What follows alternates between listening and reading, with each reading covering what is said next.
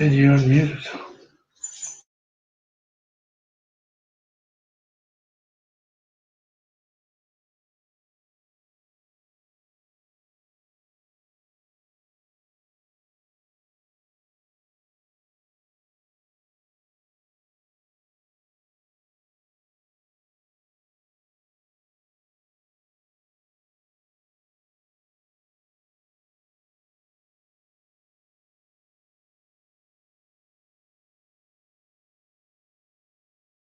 Mute. Let me just see. The browser played.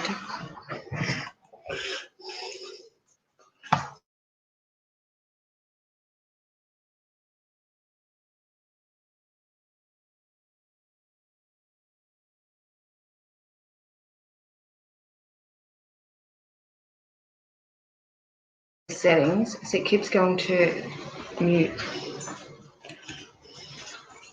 That's on. That should be perfect. And there should be a test. Okay, go into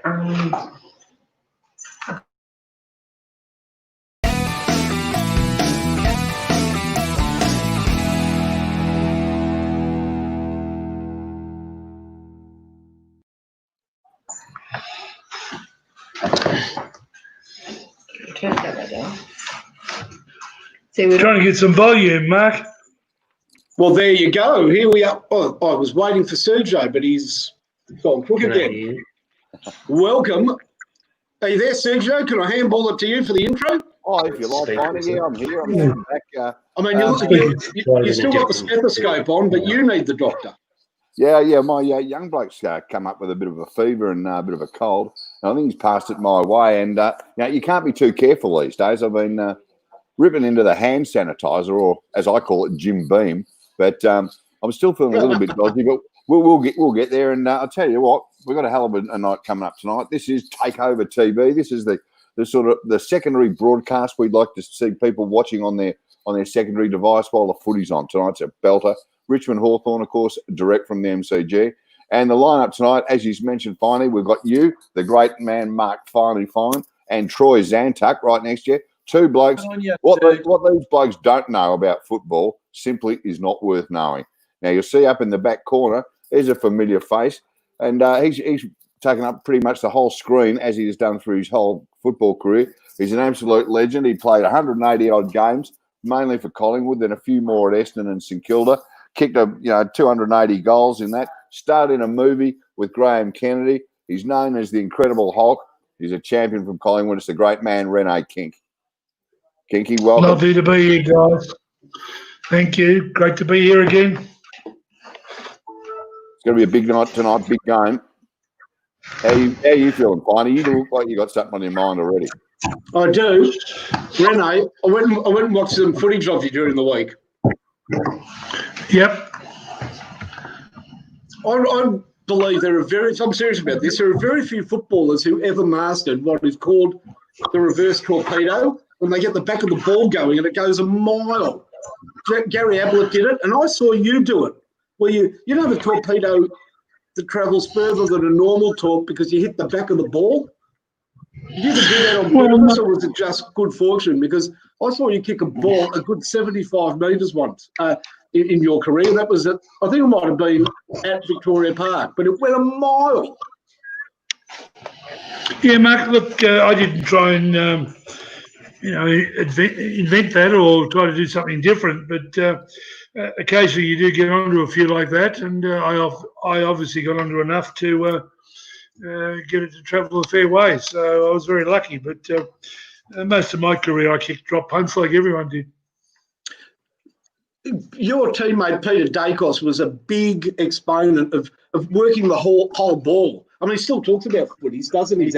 He bought his own ball out, Rene Dakes.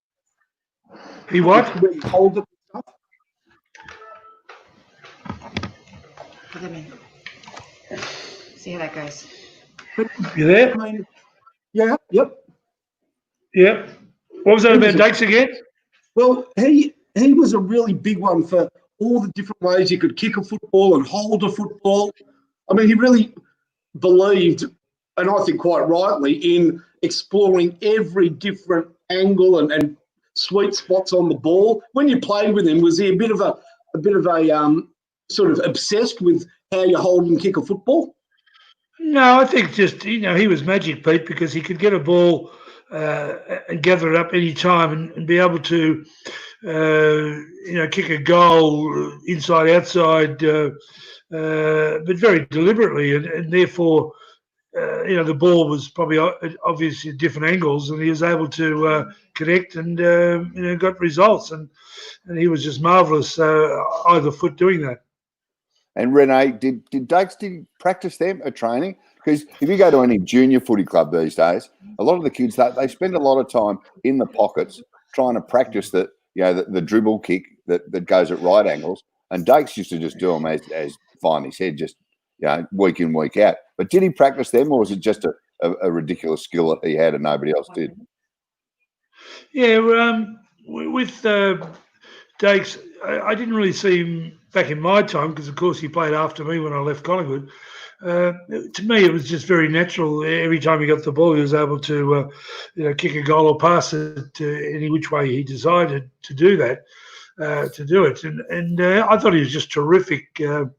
And I admired him because he could do it time and time again. And I'm a little bit annoyed these days with players like last week to go against Richmond, kicking that boomerang when he's looking straight at the goals, drop punt like the old days. They ordered this fabulous special, some sort of kick to. I don't know why they do. I just get frustrated to go did it last year in the semi against GWS. He ran out towards the top of the goals and then tried to boomerang it back into the goals. I'm thinking, what in the hell is that about? There's a goal that's simple. Kick it. You either kick it or you don't kick it. But try and do that fancy boomerang inside outside sort of kick. I'm flabbergasted by it. Totally. Just on today's players, Renee, is there a player that reminds you in any way of the way Dakes used to play? Current players? Yeah. No, probably the closest would be a sort of Eddie Betts. Eddie has done it time and time again. But if I looked around all the clubs and I thought, no, that special both sides of his feet, I think Eddie Betts has probably been the closest the last few years. You'd probably agree on that, wouldn't you? Absolutely. Yeah. I don't know how much footy you saw last weekend, Renee, and I know Xander's watches a bit. I cannot remember it, but there was a player who last week, and he's a forward, from straight in front, he was kicking the ball sort of around his body like bananas. Around the corner. Who was it? From directly in front. Who was it last week? I remember noticing that too, Finey. Yeah. I can't think of who it was, but a bit like Renee there. I was watching it at home thinking, mate, just go back, punch through it and kick it dead straight. You've got a good angle. He wasn't kicking it from outside the boundary line. Yeah, just too much of that's going on time and time again. And as you said, even when they're straight in front, they want every opportunity to try and play on or run slightly to their right and sort of kick a bit of a hook. I just don't get it. But that's the way the game's played now. Well, players with a bad ball drop. I mean, there are. Look, I know from when I played footy, you do. I feel that you do possibly have a bit more control when you kick it around the corner. And there was a St Kilda player who was an ex-South Melbourne player, dead in front, used to kick the ball around the corner. You know who it was? Silvio Fascini used to kick the ball around the corner like this guy did last week. I've got to try and remember who it was because I think he'll be doing it this week as well. It'll come to me. Yeah. But look, it's been going on for a while. And it'll continue to be the case where players, for some reason, they must do it at training time and time again. But we've seen so many times videos of players at training kicking goals from a race or kicking goals from a ridiculous part of the ground while they're training or after training or before training, whatever it may be. And I think there's nothing better than that great kick of Wayne Carey time and time again, where he was, so many players like him that were just kicked magnificent goals from big distances. Malcolm was the perfect example. Well, we just got a message from Rory, a viewer. He rings. It might have been Tommy Hawkins last week who kicked it finally. Does that ring a bell? No, it doesn't, because He's usually pretty good on the straight ball drop and the big drop punt, as you say. I've just seen Ricky Henderson's tattoos. They're a bit like, what are these new tattoos they're getting? They look like they're being done by 9-year-old tattooists. They're like these cheesy cartoons that you shouldn't be able to get your license to do a tattoo till you're 18. It seems like there's some primary kids doing them. Yeah, it's a bit like Tom Liberatore's tats. He's got all the Simpsons. That's who it is, Tommy's tats. They've taken a knee again for the second week. That's interesting. Yeah, well, you only have to look at DeGoey. He's gone from a very clean-skinned boy to he's going to be another Dusty. He's going to have a whole body, a whole arm, both arms, all around the place, fully tattooed. I just don't get it. Good-looking boy. As I said, if you're into tats, great. If you're not, well, we have an opinion, and that's my opinion. Hey, Rene, do you reckon these guys that have their whole body covered in tattoos actually have the whole body covered in tattoos? I mean, in the end, there's not a lot of real estate. It starts getting pretty painful. Well, I'd be surprised a lot of them have gone that far, but they certainly have got them, as we know, on their stomach, on their backs. And if they've gone a bit lower, well, we don't know about that. Yeah. I remember as a kid growing up, guys, Wow Jones, the fearsome Wow Jones. He was the first memory of a player having the tattoos.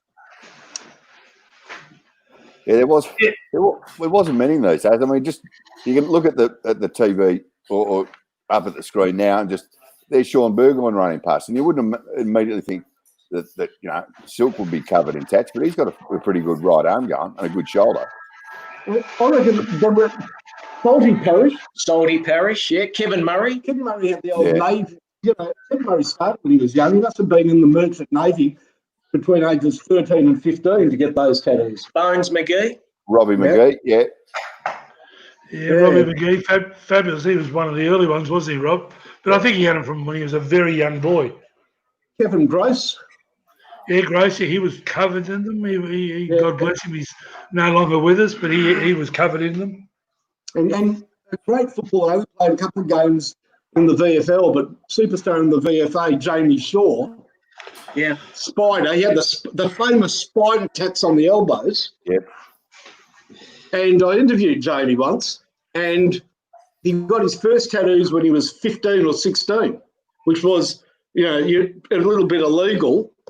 And his mum, pretty strict, said when the first time she saw them, she goes, go back there now and get them taken off.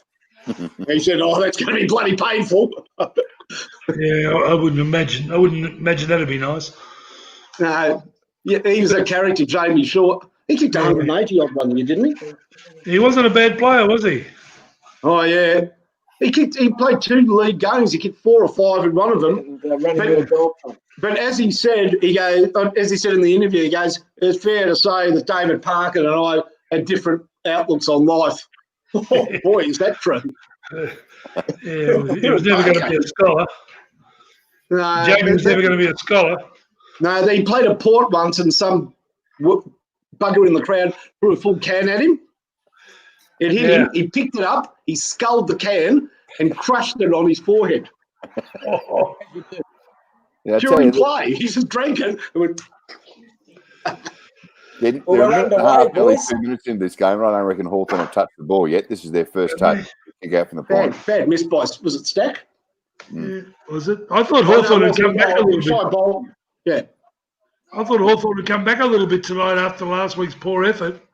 Well, here's the lucky Burgoyne. Hard to believe he got off, but I guess they've changed the rule. Oh, well. In your day, two real bad ones. The perfect tackle 20 years ago. Two real bad ones to start the year, and that's Burgoyne getting off and that point that was kicked well and truly over the point post given to them as a mark and then a goal. How Talk about the about mark the that tribunal. wasn't given in the last quarter when Taberner took the mark for Fremantle and paid it a point? Oh, here's a chance for Hawthorn. Now, Gunston go. does not miss. He needs a good game, Jack Gunston. If he misses, I'll do the dishes. Straight through You the never look like missing. Yeah. Hey, Hey, speaking of tribunal last week, what did you Yep. make of McGovern's excuse? The reason he had clenched fist when he hit Sexton was he didn't want to hurt his fingers on his yeah. face. You know, That's You his know, little, Jeremy McGovern yeah. is lucky that he's not the biggest whack job in the league. And you know why he's lucky? Why? Because his brother plays. They are the two flakiest individuals. I mean, they're just weird. They go off injured. They cut. How strange are those McGoverns? They can play. Mitch McGovern's not worth a pinch. Jeremy McGovern's, he's an absolute bona fide star. I think he's the most overrated player in the AFL. I can't. 100%. Oh, Mate, you have bought. I'm not kidding. You have bought in to a snow job. A couple of years ago, he was all Australian. yeah. And I had him in my personal draftee dream team. So you watch him every week. McGovern never gets more than 12 or 13 possessions, and his modus operandi is the intercept mark, Yeah. which does look good when he marks it. Yeah. Now, I'm telling you, if he's only getting 12 or 13 possessions and taking 3 or 4 intercept marks, I promise you he's going for a lot more intercept marks than he takes. Because I don't see it that way, Fonny. I think he's the least in their defence. Well, they've got another exact copy. Barras is identical to him. He plays exactly the same game. I think McGovern's a lot more mobile. Now, Troy, we've got a message. Yes, We've got a message for you to explain what cap you're wearing tonight. Now, from my angle, it looks very much like a New York City cap, but there's more to it, is there? You're absolutely spot on, Serge. It's the brand's a Zoo York along the bottom there. They're a skateboard brand. Yeah, you got that when you were in the skateboard championships, the half pipes in the Bronx. I'm the Tony Hawk of Melbourne, Serge. You're nothing if not urban, you know. Well, don't worry about Tony Hawk. How about the Mighty Hawks? 2 quick goals. Yeah, I think Hawthorn will give him a bit of a curry up tonight a little bit. He's too smart a coach, Alistair, and with Hawthorn, they're a good side. I've always said that. They don't put in 2 bad ones in a row very often. do they? Every year, they just keep coming every year. And speaking of tats, boys, They're beautiful. That's the ones. Chad Wingard's got some very nice ink on the arm. They are beautifully drawn tattoos as compared to the rubbish that Henderson is getting around with tonight. You know, Henderson looks like he's been in a prison for 6-year-olds. Number 3 coming up in a row for Hawthorn. What, the replay of the second one? No? Correct. You know, when St Kilda were no good, I used to do that. Serge, I used to count replayed goals. One day we played Hawthorn, we still lost by 120 points, and I counted all replays. Yeah, All Mark, right, let's see if they can do something there. Oh, there's the captain, Pinchy Punchy Stratton. Oops. Who's that a free kick to? Yeah, because he pointed the wrong way. Gee, you're lucky to get a free kick when you duck your head like that.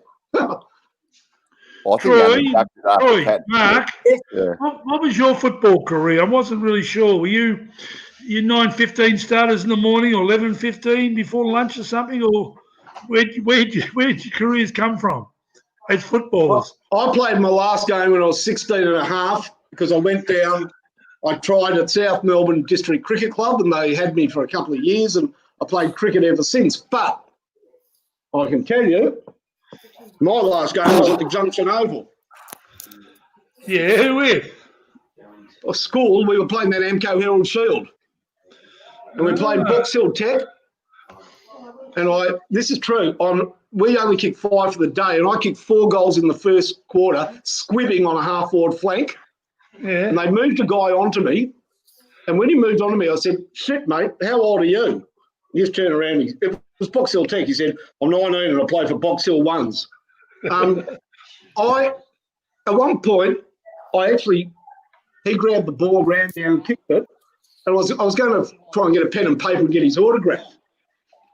Not only was he the best player I'd ever played on, but he was better than half the St Kilda team that were going around at that time in the 1980s. So yeah, I was a bit of a sniper and a squib and pretty shit. But Sam has played for Port in the Colts and the Twos. Oh, really? I didn't take a lot of notice of your career. I was sort of pretty busy. Be at the end of my career retiring. Yeah, well, you were actually playing in the big league, Rene, while us blokes were all playing in the Ammos or elsewhere. Oh, right. Hey, by the way, so who did you play for, Troy, again? I played with Port Melbourne, Renee, in the under-19s and reserves.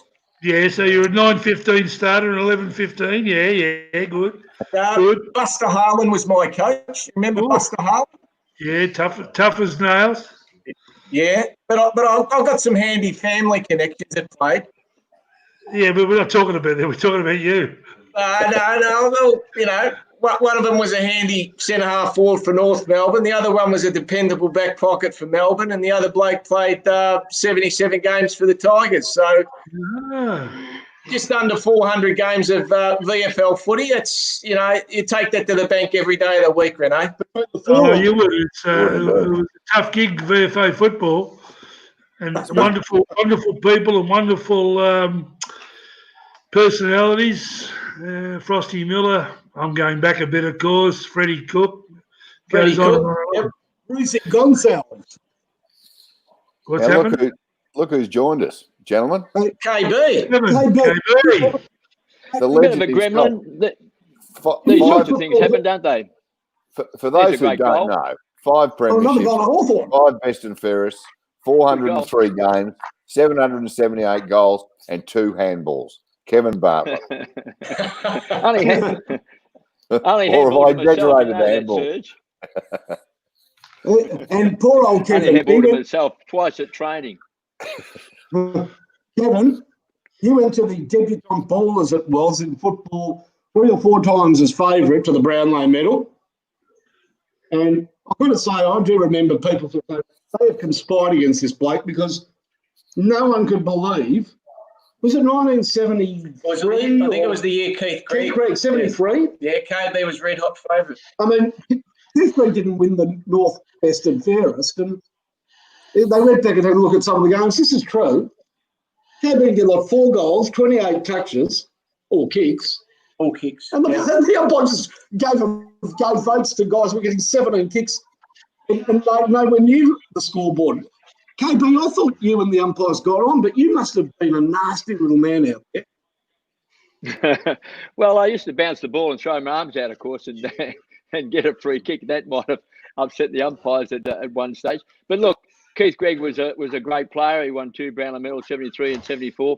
And of course, as you know, now, Sturt and Finey and Renee, I don't rate the Brownlow medal.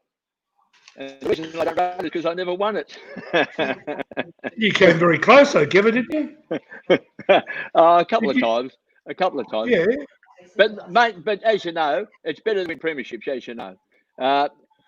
It's a great individual. No, Renee doesn't know. Renee, why did you say as you know? No, Renee had 7 tries. Well, when you up at Ararat, you won a premiership, didn't you, Renee? I won the 1976 Collingwood VFL seconds premiership against North, and I won a couple of junior ones up at Ararat. Yeah, that's about the closest I got. Oh, and sorry, in St Albans with your good mate Kevin, Robbie McGee. Robbie McGee.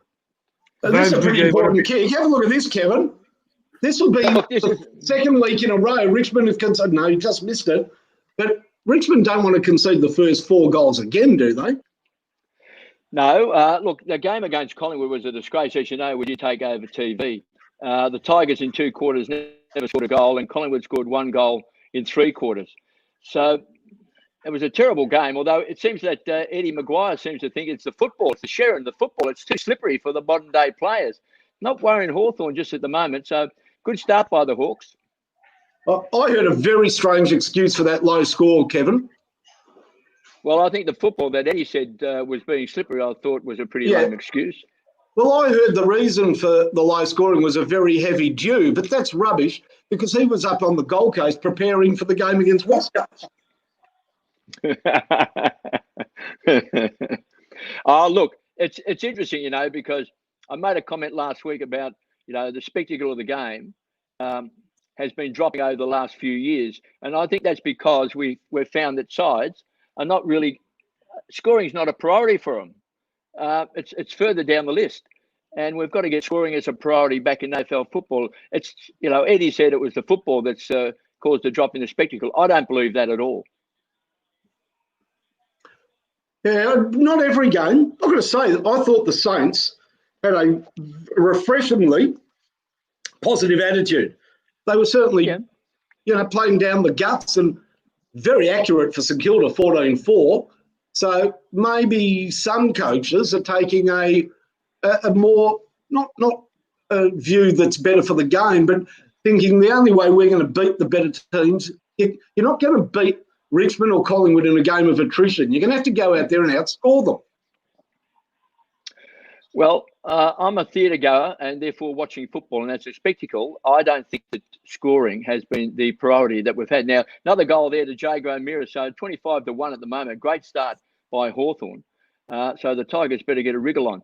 But obviously, you know, some games are better than others, and they always will be. All I ask for in AFL football is that the sides have an intent, a philosophy that they want to score. I can remember talking to Robert Walls many years ago, and he's a great football man. He said when he was coaching the Brisbane Bears, one of the things he wanted to happen was he wanted the Bears to try and kick as many goals as they possibly could. He didn't want supporters going along watching the Brisbane Bears kicking 3 goals and the opposition kicking 16.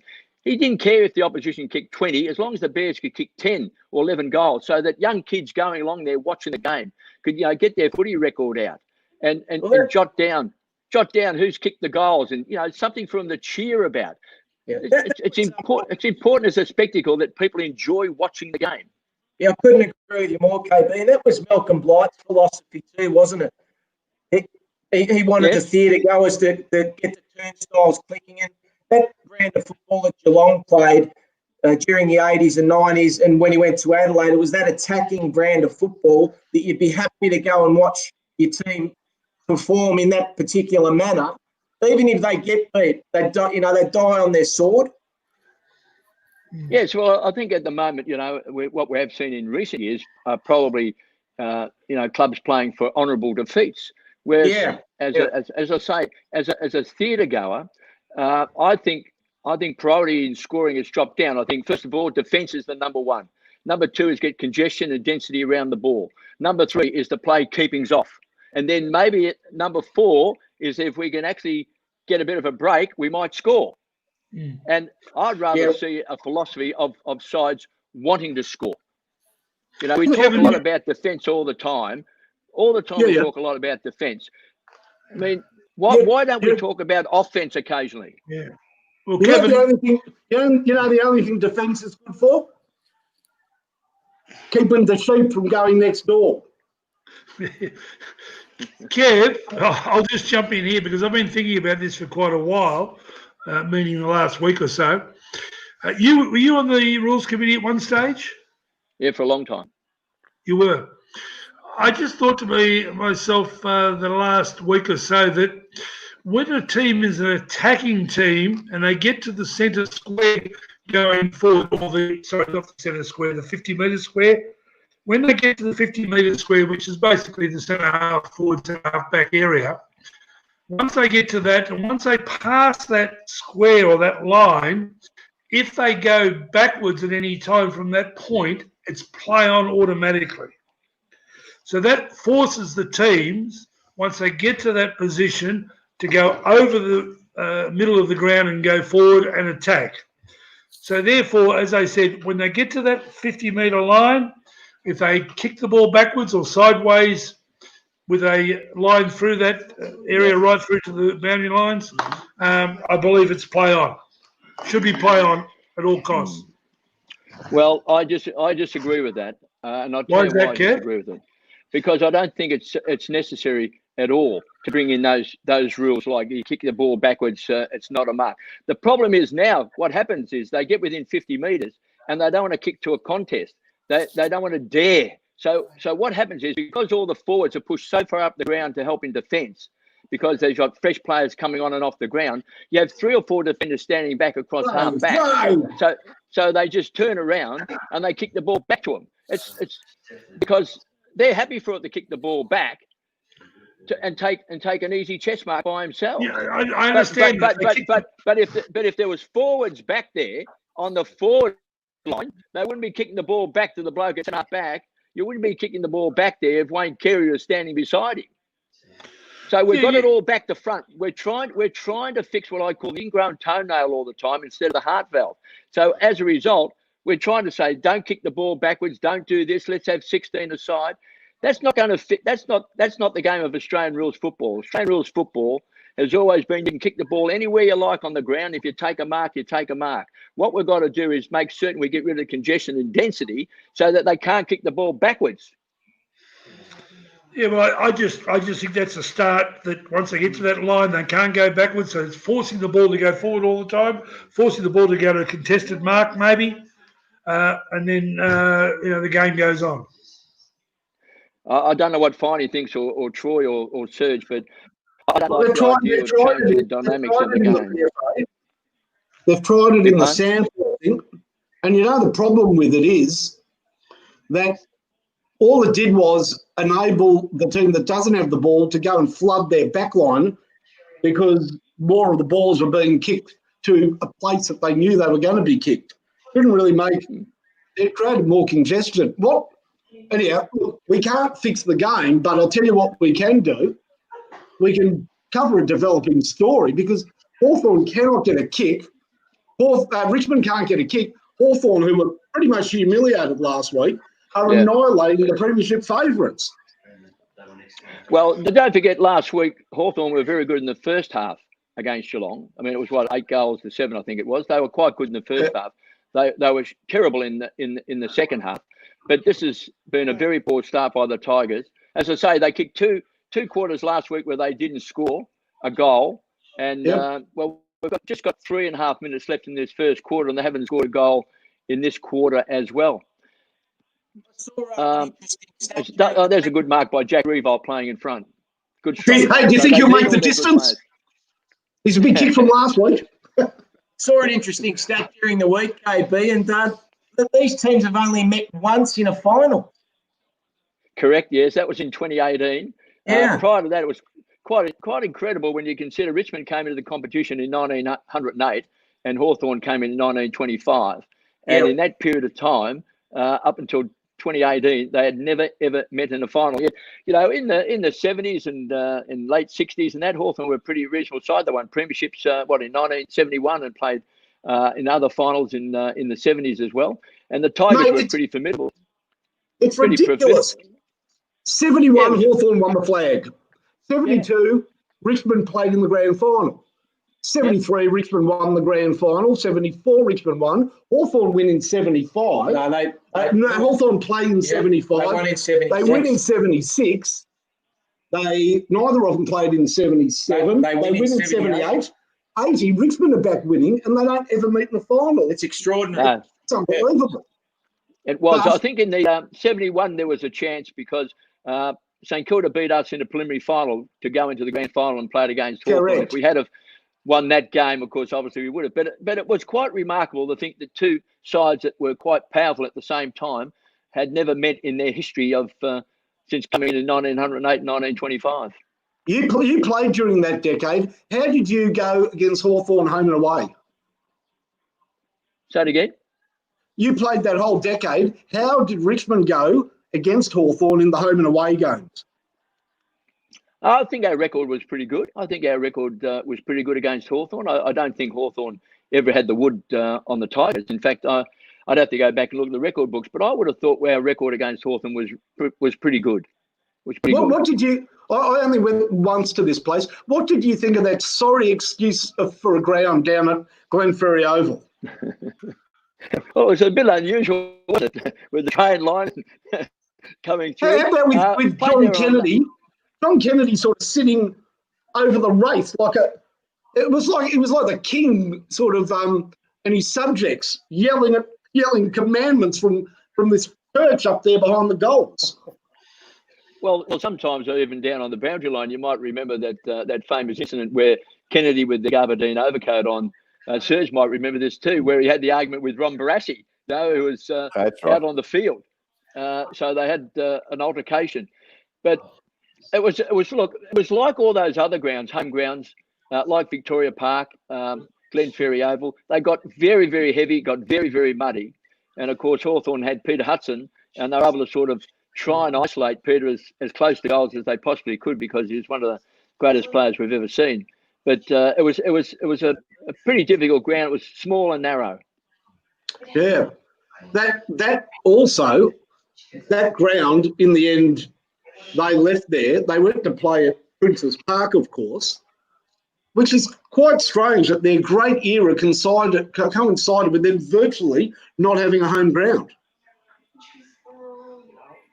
Yeah, well, there was a lot of that, wasn't there? I mean, the Bulldogs finished up going out to Princes Park as well. Hawthorn was out at Princes Park because some of the grounds obviously needed work on them, and couldn't pass the health inspectors. Oh, gee, free kick against see that, a free kick against Stack. That was pretty tough. Oh dear, Segler got Let's him. have a look. Now is this a free kick? He gets up to try and handball it. He didn't dive on it. He got up with it. That's a tough free. What do you reckon, KB? Well, you see, I think what it looks tough, but what the umpire would be saying is that once you go to ground, and he went to ground, you've got to knock the ball out straight away. And if you don't knock the ball out straight away and you get tackled, and you don't handball it or kick it, of course, which is pretty difficult on the ground, it's a free kick to the opposition. So once you elect to go to ground, you've got to knock the ball out. So that's why the umpire penalised him. Yeah, And I see it that way too. After the siren and 15 metres out. Hey, Serge, have a look at the score. It's damnedy. Oh, no. Wow. 33-1. They look bloody fair income, don't they, Hawthorn? Well, I'll tell you what, Richmond have been breaking down over the half-forward line. They're missing, Dusty, obviously. But you look at the Hawks forward line, look at Jack Gunston. He looks like he'd been given the word this week from Clarko that he would want a good game if he wants to be playing in round 4. And he looks like he's up for the challenge tonight. Yeah. That was Stunion's very quiet for Richmond. He was very quiet last week because he's a bit of a mover and shaker around the forward line if he gets hold of the ball. Not only can he kick goals, but he can also give it off. And last week and tonight he hasn't got near it again. And he's a real catalyst around that forward line. It's quite remarkable, isn't it, that the Tigers didn't score a goal last week in the last quarter, or the first quarter last week as well. And here they are, bobbed up again, and can't score a goal in the first quarter. It's quite extraordinary, isn't it, when you think, Richmond's reigning premiers, won 2 out of the last 3, probably should have won 3 in a row, lost to Collingwood, of course, in that preliminary final.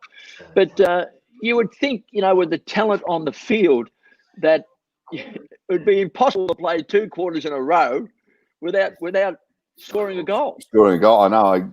I agree with that totally. And especially at the start of this game, the first minute and a half, 2 minutes, I don't reckon a Hawthorn player touched the ball. Richmond took it from coast to coast a couple of times, but only kicked the point and then had it marked on the line, and they haven't really offered a sniff since. I reckon since that side Bolton point, they haven't had an inside 50. Yeah. Which always, when people say about, there's been a lack of inside 50s, I often think, maybe we should be talking about inside 20s or inside 15s, because you can get very close to the 50-metre line, a step over, and it's an inside 50. But if you wanted to get inside 50, it's not hard to get inside 50, in my opinion. I mean, you got the centre. Every time you get the ball in the centre of the ground, you're only 25 metres and 5 minutes. You're only 30 metres away from the 50-metre line. If you actually want to boot the ball when you're inside the centre square, you'll get inside 50. But what it means is that when you get inside 50, there might be a contest. And I don't see anything wrong with that. The lost start of the surprise torpedo. That really sets the cat amongst the pigeons for defensive players, doesn't it? I tell you what, it certainly did at Pearl Harbor, the surprise torpedo. It worked an absolute charm. It's a top kick, boys. It's a No, top kick. no. But the point is, this is one of the things that I think we've lost in the game because we've been so obsessed with playing keepings off and don't kick to a contest where we'll see players get close to the 50 metres line. And you've said this before, Renee, when you said about kicking the ball backwards. And we've seen them go from the 50-metre attacking line all the way back nearly to the goal square at the other end of the ground so they can reload and come back around the other side of the ground because simply they didn't want to kick the ball to the top of the goal square. Now, in the old days, and you call us old fuddy-duddies, but you kick the ball to the top of the goal square, you might have Lynch or Revolt there. They go up. Do they take a mark? Well, they take a mark, fantastic. If they don't take a mark, the opposition doesn't take a mark. It drops to the ground. So you've got a chance of getting a crumb, or someone can kick it off the ground, or someone will push you in the back and you'll get a free kick. What I'm saying is that ability to put the opposition under pressure by kicking long to the top of the goal square seems to have gone out of the game as well. That again is a second thought after we've just completely can't find anyone to kick it to. And if the reluctance to kick to a contest too, it often appears to me that it seems to show a lack of confidence in your teammate a lot of the time. Yeah. When you talk about let's be honest. the square, I mean, KB, you have to go. I agree. Michael Roach might take a hanger here, or we've got some pretty good forwards down here, or going back further, Royce Hart. You wouldn't mind kicking it to a contest when those blokes are involved. And then, as you say, if the ball does go to ground, you've got blokes like Kevin Bartlett running past. Well, anyone, I mean, just a complete lack of confidence in your teammates a lot of the time. Well, is it a lack of confidence or is it an instruction that we're not going to kick to a contest? We're not going to kick to a contest. Yeah, but it's more the instruction for sure because they're told to hang on to the ball and look for that best option, the second option, the third option. Don't give it up. It's keeping off, and that's the problem. Well, hang on a sec, fellas. Tonight, let's talk about this game. You've got one team, well, I don't think Richmond had much of the ball, but they're certainly not moving it well. But Hawthorn is doing everything you're advocating. They are getting that ball into dangerous areas. Yeah. I haven't seen much kicking backwards. I think they're playing, Clarko's a pretty cluey bloke. I think they're playing they're getting as many runs on the board as they can before Richmond wake up. And you know what? Richmond might have to follow on tonight. Well, nearly every time they've gone forward, Hawthorn, they've come through the middle and then sprayed it to the two forward flankers who've been moving towards the boundary line and not down the corridor. And Gunston's taken 2 or 3 marks out there, and I think Wingard's got 1 or 2 as well. And I don't know if that's just a slightly new game plan that Clarko's introduced just for this game, but it certainly worked in that first quarter. And Bruce the same. Here's the problem for Richmond. They barely scored 5-3 last week, which is Hawthorn's score already. They've got 0-1 now. Before they can get back into this game, they've got to show an ability to kick 10 goals because they're going to need 10 to win this game. Yep. Exactly. Yeah, they're going to be out of the 8. Has there been a period of time? Has there been a period of time in football? Troy, you're good at this sort of stuff. Has there been a period of time in football where so many sides don't score in a quarter or don't score in a half in terms of a goal? Well, the irony in their lies, KB, that they're playing on absolutely perfect surfaces week in and week out, which should be, amenable to high scores. They're not playing on quagmires or slag heaps like you and Renee played. You go to Moorabbin. Oh, shut up. Always Moorabbin. Lakeside Oval. Arden Street, Lakeside Oval. Lakeside Oval was a shocker sometimes. Yeah, but it beggars belief why the scores aren't higher. And as you said, as a theatre goer, sometimes you just throw your hands up in the air.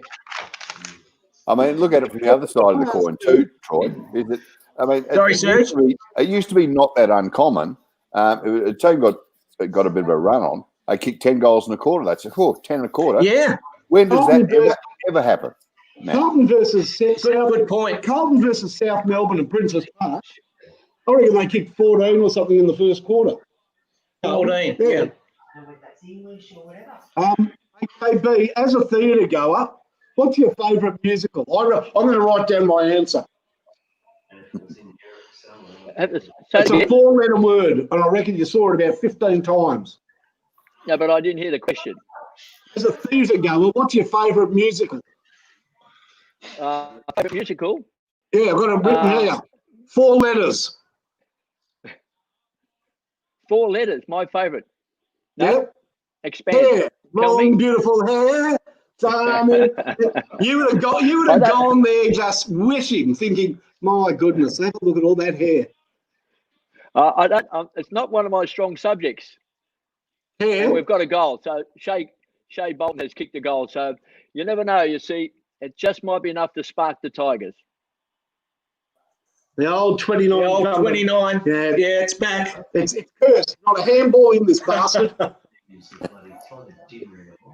He lost the art of handballing when he put that on. I'm disappointed. I'm disappointed the comb over has gone out of football. I think it was quite magnificent. I thought, and Chris Judd and Gary Ablett would have had terrific comb overs, but they gave up the fight too early. Well, you remember the Kevin Bartlett Oval down there in Richmond? They never used to mow the grass there. They used to let it grow really long on one wing and then rake it over. Correct. That is correct. Hey, absolutely correct, Serge. I reckon Josh Walker tried combing it over. He did. That's why Brisbane delisted him. They said, no, mate.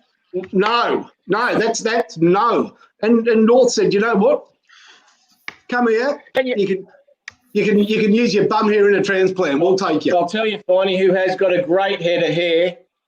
Renee Kink. He's a hair. How was it? Man, have a look at that hair. He's a hairdresser. But it's magnificent. As a hairdresser, of course, years that I was, going back, it was a little bit embarrassing when a male particularly lost his, was losing hair, I should say. It wasn't sort of something that men certainly liked. And we had hair and all that sort of stuff, and our famous cricketers started getting involved with that, Warnie and so on. And we're very lucky these days that it's very accepted, and it's part of society. And mate. And Renee, your salon, was it called? Nowadays, kinky hair, kinky hair. Yeah. It was big, very kinky. Hey, Renee.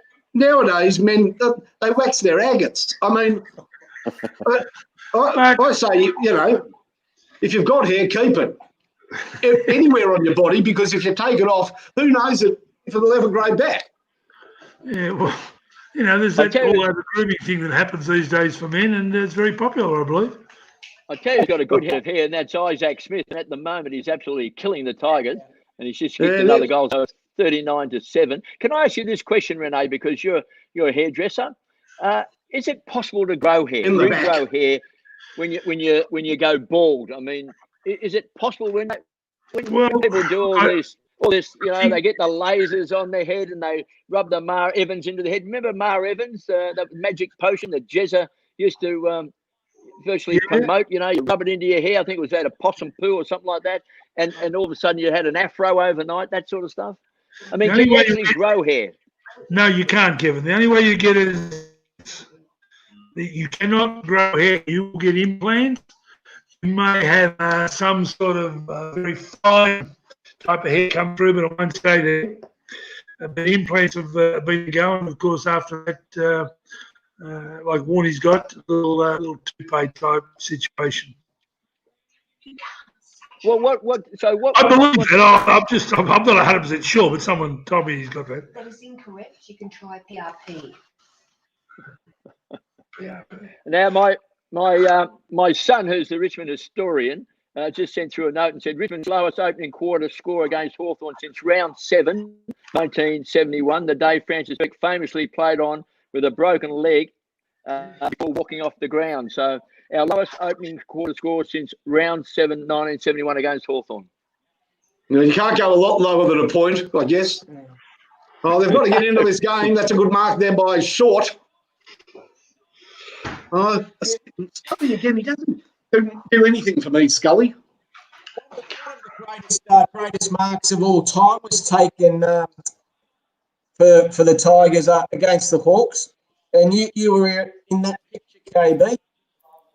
Sorry, you just broke up a little bit, Troy. You have to just repeat it. Yeah, Michael Roach, that skyscraper mark he took. You got the best view of it. Tell us about Yes.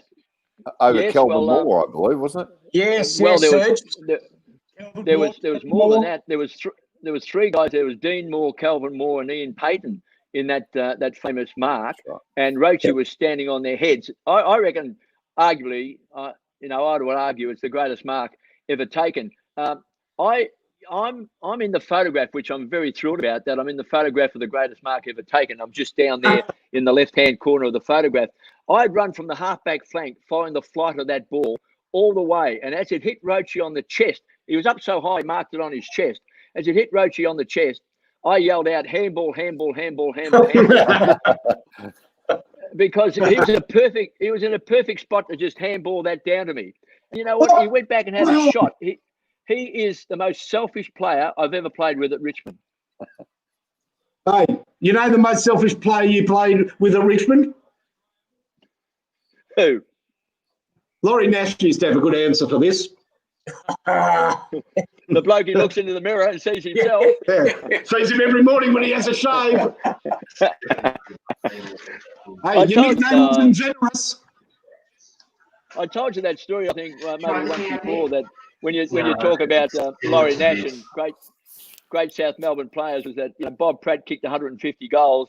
Only Peter Hudson, playing for Hawthorn, has done it, and he never won their best and fairest that year. And he asked the committee why he never won the best and fairest after kicking 150 goals in an 18-game season and 2 finals. And they said he wasn't consistent enough. No, he kept kicking 7 and 11. That's not consistent. That's confusing. I think their full back that year actually won the best and fairest in South Melbourne. Do you know Peter Hudson never won Hawthorn's best and fairest when he kicked 150? He didn't win it either. Best and fairest. No, he did not win their best and fairest. I know that. I think was it Hudson when the committeeman said to him, "Mate, I know you kicked 150, but I reckon somebody kicked it to you every time you got the ball. So how about giving them some credit?" Can I say, not easy to kick 150 goals in a season, or 100 goals in a season. Can I bring up something here now? Can I bring up a discussion here? Here's Gunson's he's hooked that one. So a let off for the Tigers, 39 to 7, Hawthorn in front. Yeah. But you know what's coming to football these days in terms of commentary? They'll say the ball will go into the back line, and they'll say Sicily jumps up and he takes the mark. He's taken 5 intercept marks today. He's been terrific with 5 intercept marks. When the opposition kicks the ball and you actually mark it, it's always an intercept mark, isn't it? So if you take a mark in the back line, kicked in by the opposition, it's not an intercept mark, it's just a mark, isn't it? I agree. For me, an intercept mark was the one we used to say, he chopped that one off. When a player's actually passing it to somebody, and you read it and you chop it off, you get in between like Piggy in the middle and take a mark. That to me is an intercept. Yeah, and rather than an intercept mark, I mean, it's often just good judgment by the backline player who was picked by the balls coming in. Now, KB, we've got a question for you from Rory Grummage, and I'd say this is probably family. He asked you, what about Charlie Grummage in 71, who he played for Footscray back then, I'm sure. No, Hawthorn boy. Yeah. Hawthorn. Oh, Hawthorn, was it? Only Hawthorn. Okay. Yeah. So I can tell you, I've got a Charlie Grummage story. So is Charlie Pagnopoulos, I think. Oh, yeah, Charlie Pagnopoulos. So is that a relative? It's got to be a relative, surely. It's a most unusual name. Grummage. Yeah, you'd think. He's from down sort of Kilcunda, Bass Way, down in, it's Wonthaggi, south there.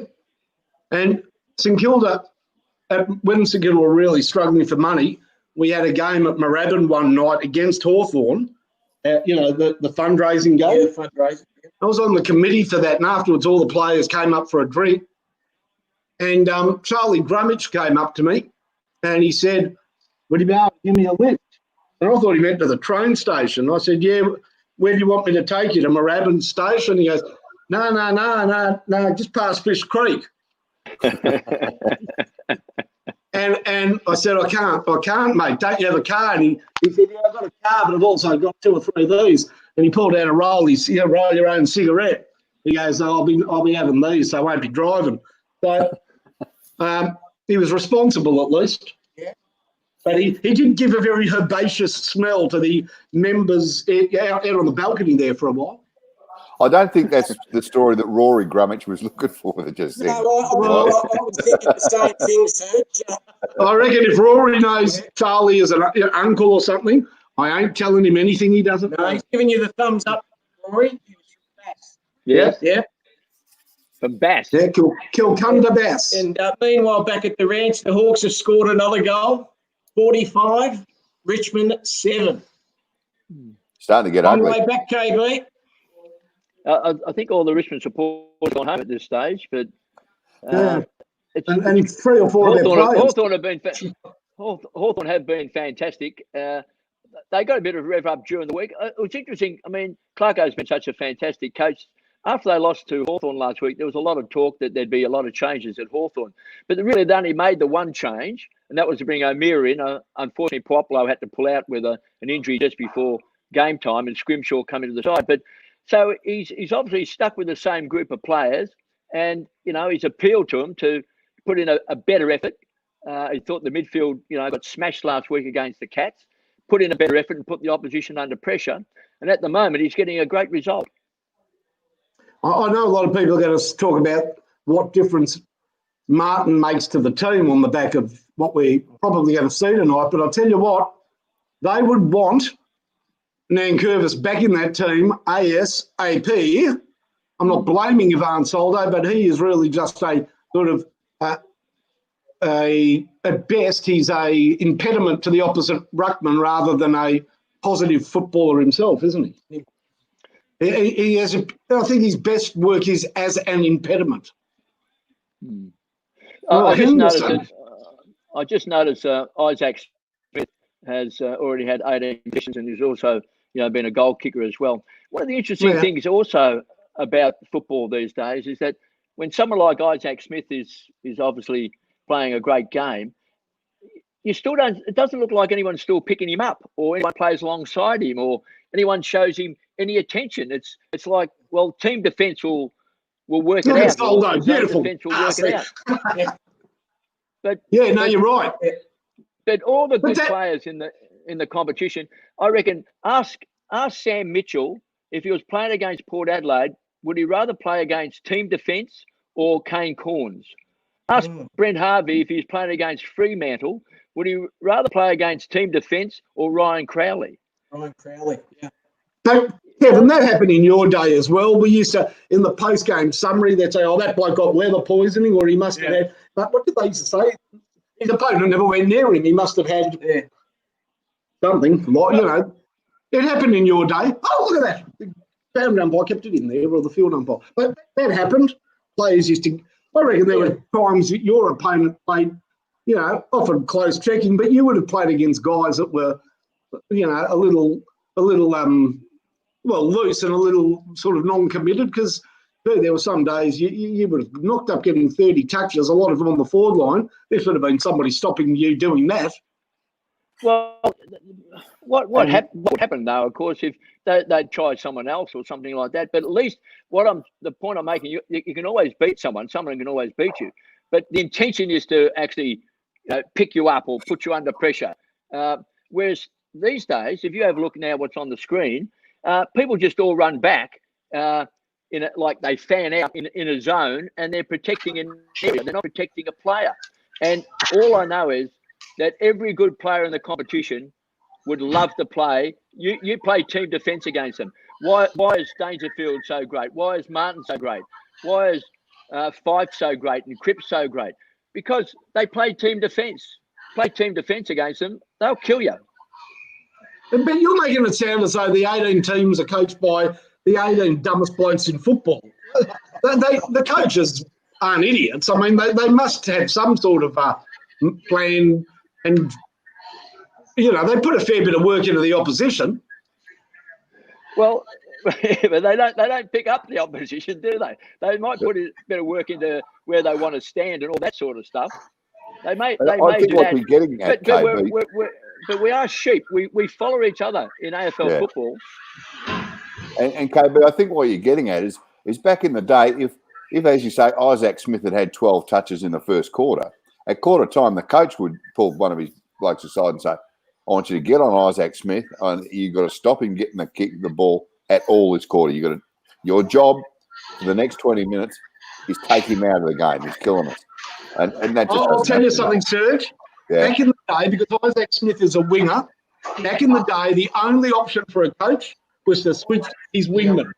Wingman played on wingman, and you only had 2 per team. So, Isaac Smith would have been on Ricky Barham, or if he was getting beaten, who was the other wingman of Collingwood? They would have Anderson or Mickey Turner would have swapped with.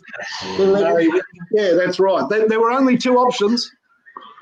And if he was having a good day, Dougie Hawkins would stay on the same wing for all 4 quarters. He did that a number of times. Keith Craig was the same. The Western Oval. Okay, great. And you know, Keith Craig, Shimmerbush. It was a handy. Robbie Flower. Yep. Flower. Yeah. And I'm going to tell you, as a kid, I used to go to the footy, get there, start of the resis, and sit on the fence on the wing. And that's why, honestly, if you ask me the best players I've seen, I include Keith Craig, I include Robbie Flower, I include Dougie, because you've got to see them up close. And it was magic. Oh, my goodness, could that Keith Craig fly in the air and move? And could Dougie pull tricks on the ground? And you saw it as close as I'm sitting to Xanax. Mark, your 2 wingmen at St Kilda going back in my time. Superb duo. Graham Shoddy on one wing and Rod Hughes on the other. No, that was at the worst. But we had Jeff Cunningham. Joffrey Cunningham. Joffrey Cunningham wasn't he a competitor?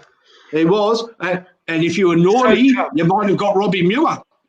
Yeah. And Glenn Elliott in the middle was fairly handy too around about that time. Maybe a bit earlier. Glenn Elliott playing in the middle as well. He was in the guts though, Glenn. He was an out-and-out centreman. But what about the bloke who played in premierships with KB, if you don't mind? Brian Wood. What a player. Yeah, he was a good wingman. I'll never forget when he went to Essendon. Great player, Woody. He went to Essendon and they very proudly announced that we've got Wood. Yes. But you talk about good centre lines. What about the famous one of the Tigers in your day, Kev? Burke, Barrett, and Clay. I mean, that's as good as centre lines ever played the game, surely. Well, it was I used to pretty love good. Billy Barrett when I was a kid. I used to idolise him great even though I didn't Barrett for Richmond. Isn't it Billy amazing? was a magnificent player, Billy was.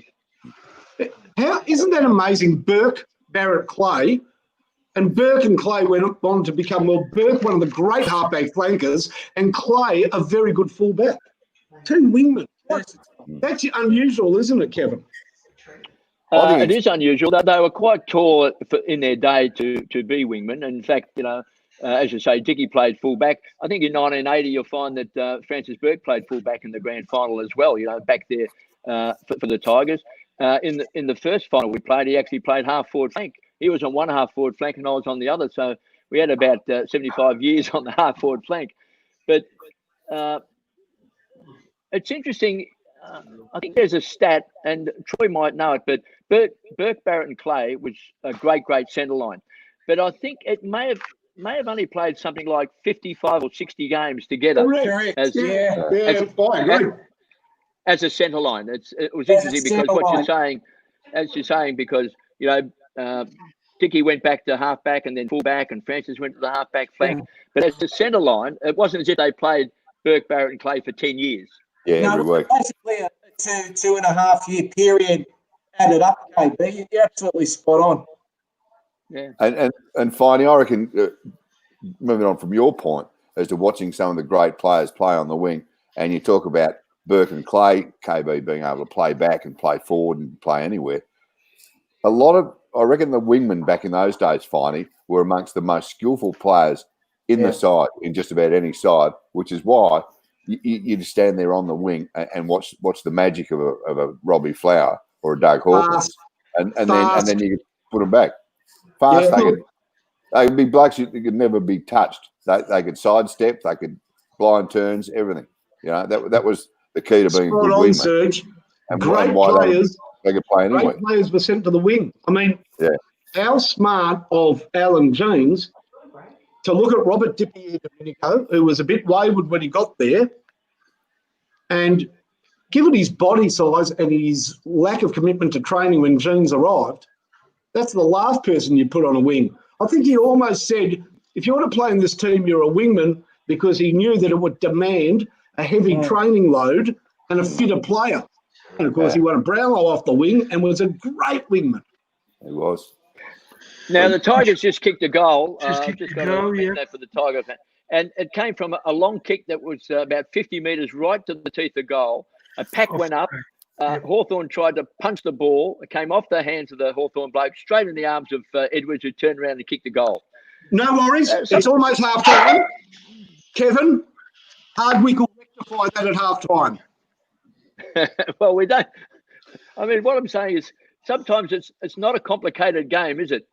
You know, if you put in a dangerous position, it gets the opposition pretty shaky. That's what we talked about before. You know, you get a crumb so close to goal, you go bang and you kick a goal. And that's exactly Leon de Petrie. Is this one of the all-time floggings of a favourite? Is Clarko that good, or are we watching some weird COVID thing? Yeah, I think it's a bit of a flogging at the moment, Mark, and I think it'll continue after half-time. I really do believe that. You know, the greatest ever flogging of a favourite was when North Melbourne, who were top of the ladder, went to the Junction Oval to play Fitzroy. Oh, yeah. That was when Matt Rendell kicked 9. Yeah. They were favourites, North Melbourne, to win that game because they were on top of the ladder. Fitzroy were about 5th, and Fitzroy won by 150-something points. That was an upset.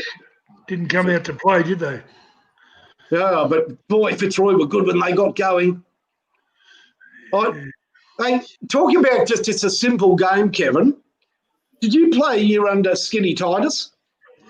Yes. In 1965, my first game was in round 3 against St Kilda, and Len Smith was the coach. And that was the last game he ever coached. My first game was Len Smith's last game as coach because he had a heart attack. I thought he quit because I thought he quit. He said to you, Kevin, you're a kid. Just go out there and get a couple of handballs. No, he unfortunately he had a heart attack. I think on the Monday. Yeah. On the Monday, and never coached again. And then what was interesting, the Tigers, instead of appointing Dickie Harris, who was the coach of the reserves, to be the senior coach, they elected to go with Skinny Titus, who was one of the all-time greatest Richmond players. But at that stage, he was about 60, I reckon, and he was a committee man, and they put Skinny in as the coach. And so he coached us for the remainder of 1966. And I'm thinking from memory here, I think the Tigers might have only missed the finals by a game, something like that. Might have even been half a game under Skinny. And then, of course, Tom Hafey was appointed at the end of 1965 for the start of 1966. But Skinny Titus coached through 1965. Okay, well, let's and by the way, it's a fact that he only lost the coaching position because of you, Kevin, because there was a huge confusion. People used to say Skinny Titus, and then you'd think they were talking to you because everybody used to call you a skinny tight ass.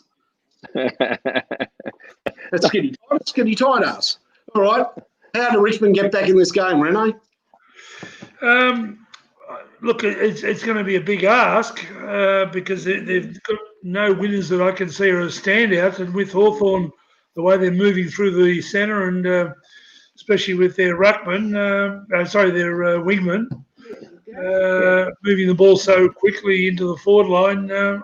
Look, I really like Hawthorn. I said it earlier in the week that they were going to be very hard to beat because Clarkson wasn't going to sit back and let that sort of loss take effect, and they've certainly come out to play tonight.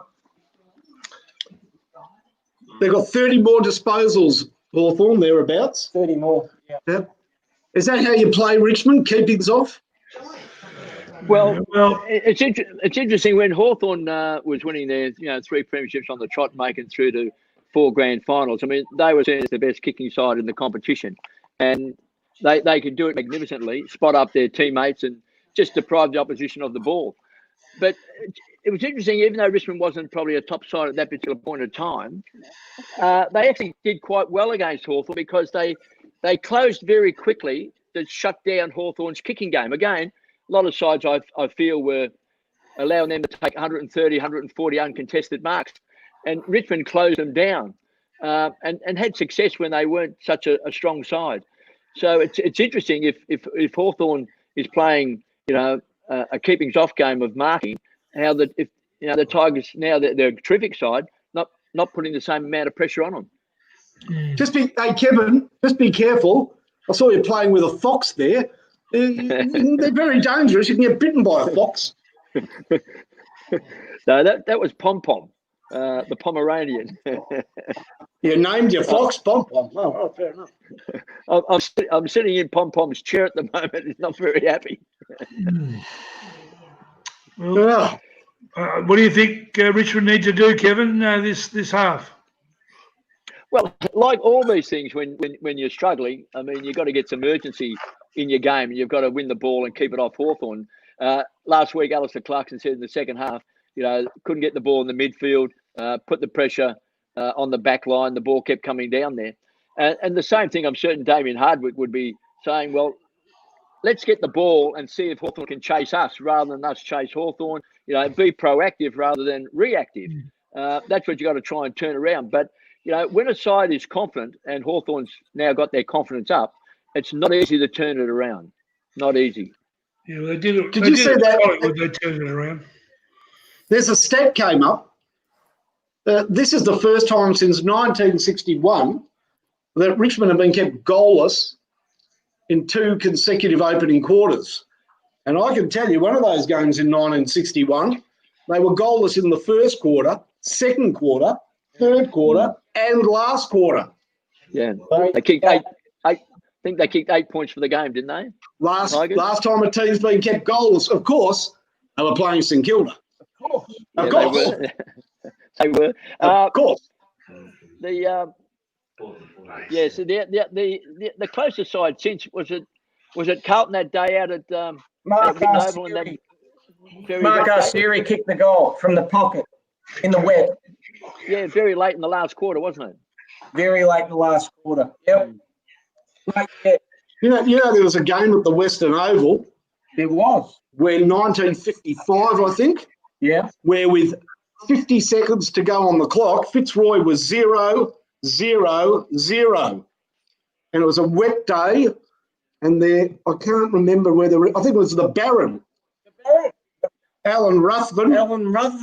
I think it was him who socketed off the ground for a goal. Is it a wet day? Well, he socketed it aquaplaned, apparently. But it's true. He socketed it off the ground in the last minute for the only score of the day. I believe you. It's true.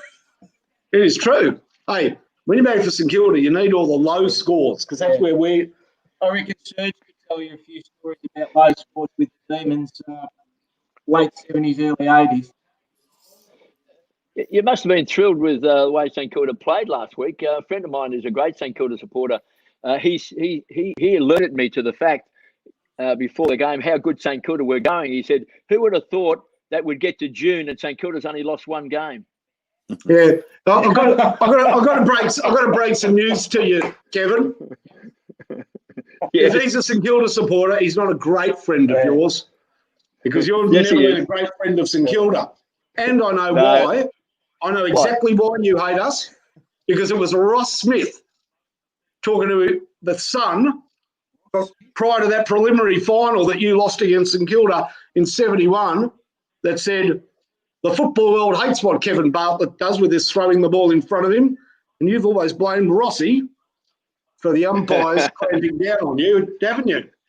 Ross is a great fella. I think Ross is a good fella, Roscoe. I got a feeling he might have got 7 free kicks that day for doing the same thing, and I got none.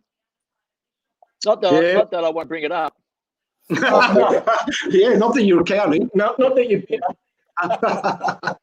Now, When I was at primary Guilty. school, we used to Guilty. practice and try to do the Kevin Bartlett, the throwing the ball out and throwing the arms back. But the genius of you was the timing. You would always manage to do it that microsecond before you got tackled. And when you're playing under 11s footy, you can never get that timing right. But I remember doing it all the time, every week at primary school. And then It was pretty tough on the tackler, because if you did get the timing right, you know, it was pretty hard for the tackler not to sort of go through with the tackle. So they finally did. They changed the rule. Ron Barassi was writing in the Herald Sun, and he made a big complaint about it, and criticised the umpires and criticised myself, you know, for bouncing the ball and that split second beforehand. But when you look back, it was pretty tough on the tackler. So it was probably one of the good rule changes. It's an iconic image, though, isn't it? KB Iconic. at the MCG. Yeah. And you know what I've always thought when I see that image? Swings and roundabouts. That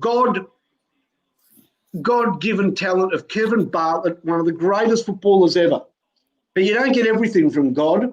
And as a practical joke, he made Kevin bald, but he gave him the most beautiful head of hair under those 2 armpits you've ever seen in your life. They were trailing like screamers in the wind. So close, Kevin. That's fantastic. I'll tell you what, I can listen all night to you and Viney trade barbs, KB. It's absolutely magnificent. Serge and I are just sitting back and basking in the glory of it all. Yeah, You have to say, Zanis. we're satisfied spectators, Troy. Hey, now, Andrew Buse, who we did the show with last week, he's called in. Because Hawthorn, their disposal efficiency is 14% higher than Richmond's at the moment, as well as the 30 more possessions, which just goes to show they're moving the ball better and they're hitting their targets better. And they're working so much better through the midfield. You know, Wingard and Isaac Smith, they're killing Richmond midfield at the moment. See, I think what can happen in the game, that, you know, the modern game, let's call it that, is that if both sides play it to their maximum in terms of players around the ball and playing keepings off, and they keep pressuring, so you've got to keep playing keepings off to retain the ball, which runs the clock down. And then if you happen to lose it and they get it, and then you're very good to it, sort of forcing them to play keepings off and not getting it down the other end of the ground, you can actually get to the game where two sides, they nullify each other in terms of scoring. But if one side does it a little bit better than the other, which obviously we're seeing tonight, where one side is with possessions of the ball can't break away to get clear to go forward, and the other side does, well, then you get the scoreline that we've got at the moment. So it's interesting, the game of keepings off, that you can get two sides can actually nullify themselves, a bit like Collingwood and Richmond last week. You know, after the quarter time, nullified each other to the point that neither side could actually score. Hey, I've got to ask you, Kevin, when you started out in footy, was there some old bloke like Albert Leiter Collier? He used to get in the newspapers and go, "Oh, this modern game of tablets." Back in my day, if you took a mark, the bloke would come behind you with a crowbar, smash your head in. You might have got 15-yard penalty. I remember once I was lining up at centre back, the opponent turned around, hit me in the face with a brick, and I got the free kick against me for breaking the brick. I mean, they're the same old back in my day bastards like you are now. Probably. But I'm always looking at it from a spectacle point of view. One of the things you mentioned there was that if you go back, if you want to call them the good old days, if you took a mark, there was you had about a 2-second time span where you could jump into the bloke or hit him in the back of the head. And remember, what used to be said was, make him earn it. Make him earn it. Yeah. So a bloke would take a mark, and then he could count to 1, 2, bang. And it was sort of accepted, you know, which when you look back, if you see some of the old footage, people take a mark and people got there quite late and, would And that, but the idea was, or people would say, that's it, make him earn it, which is totally unfair, of course. I mean, I've got to say this about Kevin. Kevin was how tall? How tall are you? 5'9", 5'10"? 5'9"-ish? And a quarter. Yeah. Don't forget the quarter. Yeah. So even back in the day, Kevin was a rover. There were some very, very physical players. All of them thought, all right, this guy's one of the best players in the comp. Oh. Let's knock his block off and see how easy it is to play with a broken jaw. And he copped the rounds of the kicks. Now, people used to say, throw the ball in front of you. Never saw you take a backward step. And I hated you. So I'll say it if you did. Never took a backward step. Never cried to the umpires. I remember we had a bloke called Doug Cox, and there was this brouhaha with Richmond. Richmond put in a complaint and took our points off us. You know, imagine taking points off bloody St Kilda. And there was a grudge match at Waverley, Richmond St Kilda. Yeah. And Cox was put on Bartlett. And he was going to show Kevin. He was from the Army, Doug Cox.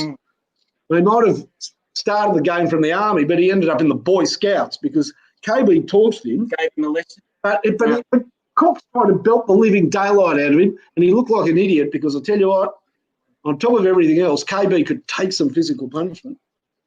Actually, I think very sadly, did I read recently where Doug Cox passed away? He may. I think he did. I think you're right. Doug Cox did pass away. That is very sadly, quite probably relatively young. Yes, only sort of several months ago. But that was an interesting time because Richmond did claim him as their player, and I think you're right. They had St Kilda lost some points, but I think there was some deal done, and I think St Kilda got the points back, didn't they? Yeah, it made all the difference because we finished last with 12 points instead of 4 points. It was fantastic. Thank you for that. And then when Cox came out of contract, Richmond said, we don't want him. Go to Essendon. We don't want to go near him.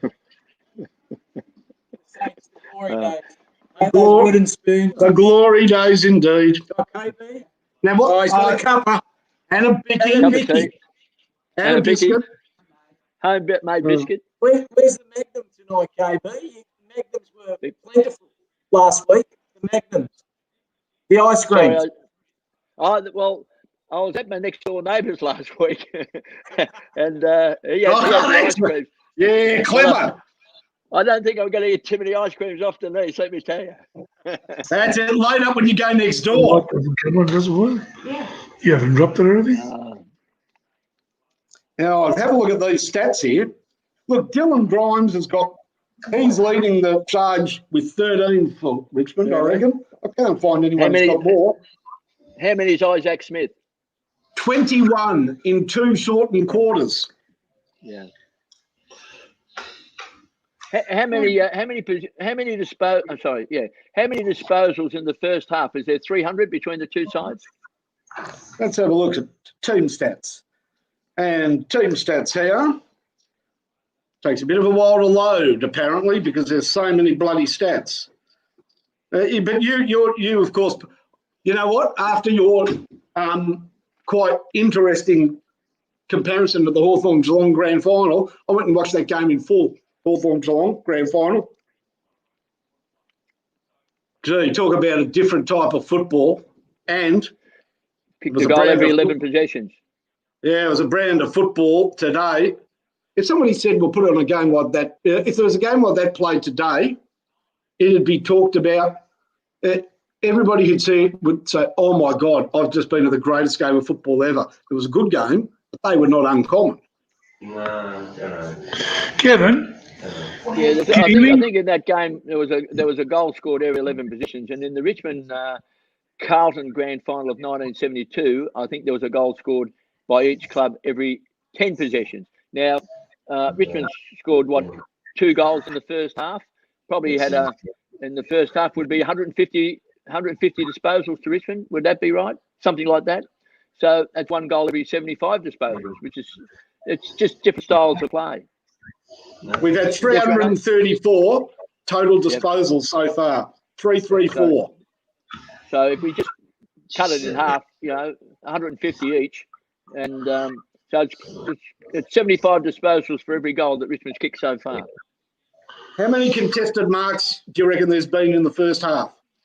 Well, generally in a game, there's about 140 to 150 marks taken, of which there's 20 contested. So I'd say there's 10. 5. 5. 5 out of 70.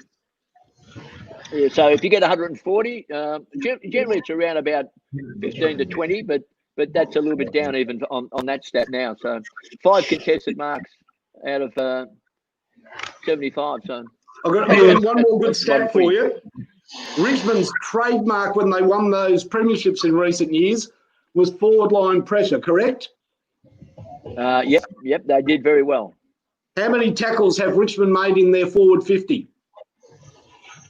Well, sounding by your voice, I'd say not too many. Well, less than not too many. The correct answer is 0. 0. 0. Well, I think that's what I said before, Rene, didn't I? That, Damien will be asking, for more urgency in the game and put the opposition under more pressure so that, Richmond can actually win the ball. That's right, Kevin, but that's the way the game is, unfortunately, at the moment, and has been for a while.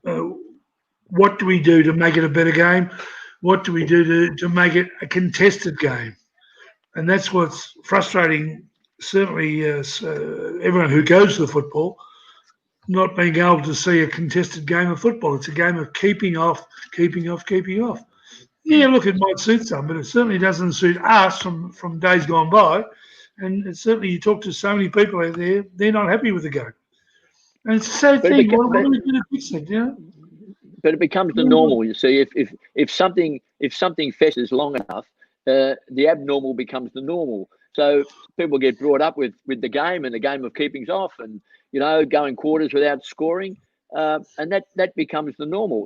Some of us, a lot older, look back and think, you know what, I love Tom Hafey's style of coaching. I love Tony Jewell's style of coaching, Malcolm Blight's style of coaching. Even Robert Walsh was saying his style of coaching for the Brisbane Bears was to attack and try and kick some goals.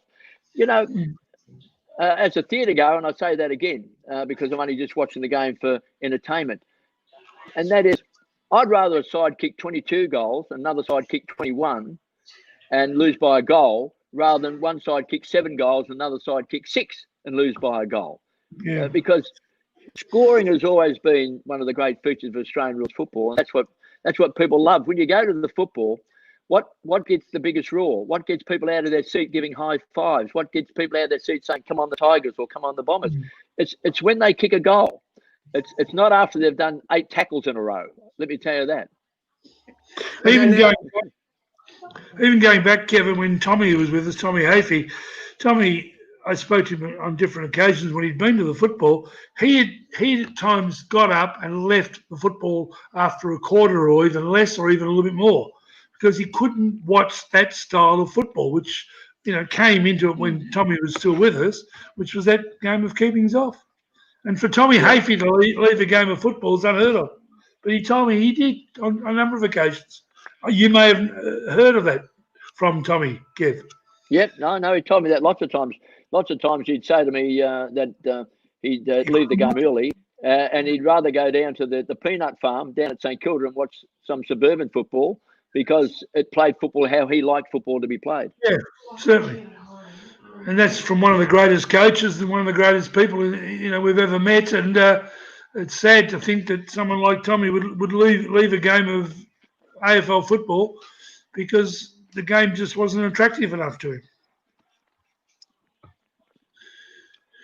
Very sad. Do you remember that game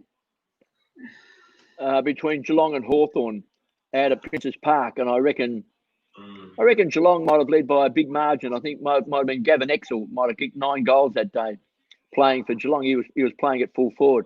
And then Hawthorn came back. I think they both kicked like 20-odd goals in the game. It's a great spectacle, People love especially Gavin Exel kicked 9 goals too. Gavin Exel, yeah, did. Kicked 9 goals was a fantastic effort.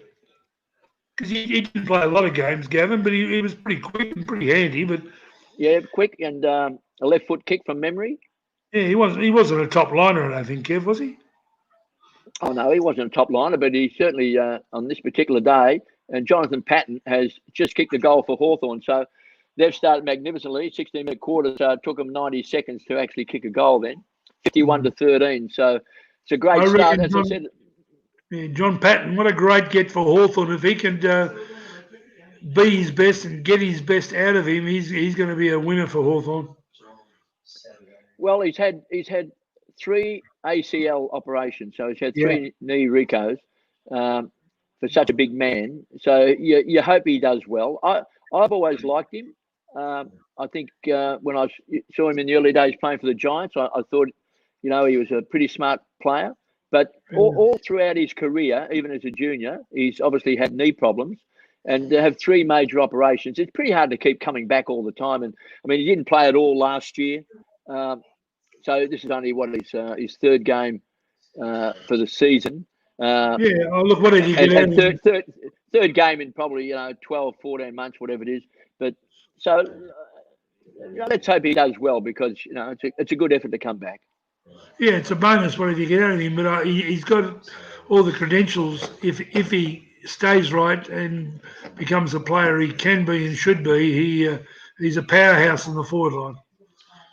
Tell you the player he is. Hang on. Playing for the Giants, occasionally they'd switch him into defence, maybe even as a ruckman, and play that kick behind the play. And I thought he actually played it very well. Not everyone can do it, but he seemed to read where the ball was going, and when his confidence up, he could actually do that well. So he had the smarts about him. There's no question about it. I thought he did have the smarts about him. Yeah, but wasn't he taking? He was taking. Hang on. What he is slow. What he is because of 3 knee recos, nowhere near the player he could have been. And most importantly, what he is keeping Mitch Lewis out of the team, who for 2 years served an excellent apprenticeship at Hawthorn. Now, why is that kid not playing, and why has Patton immediately walked in and taken his spot?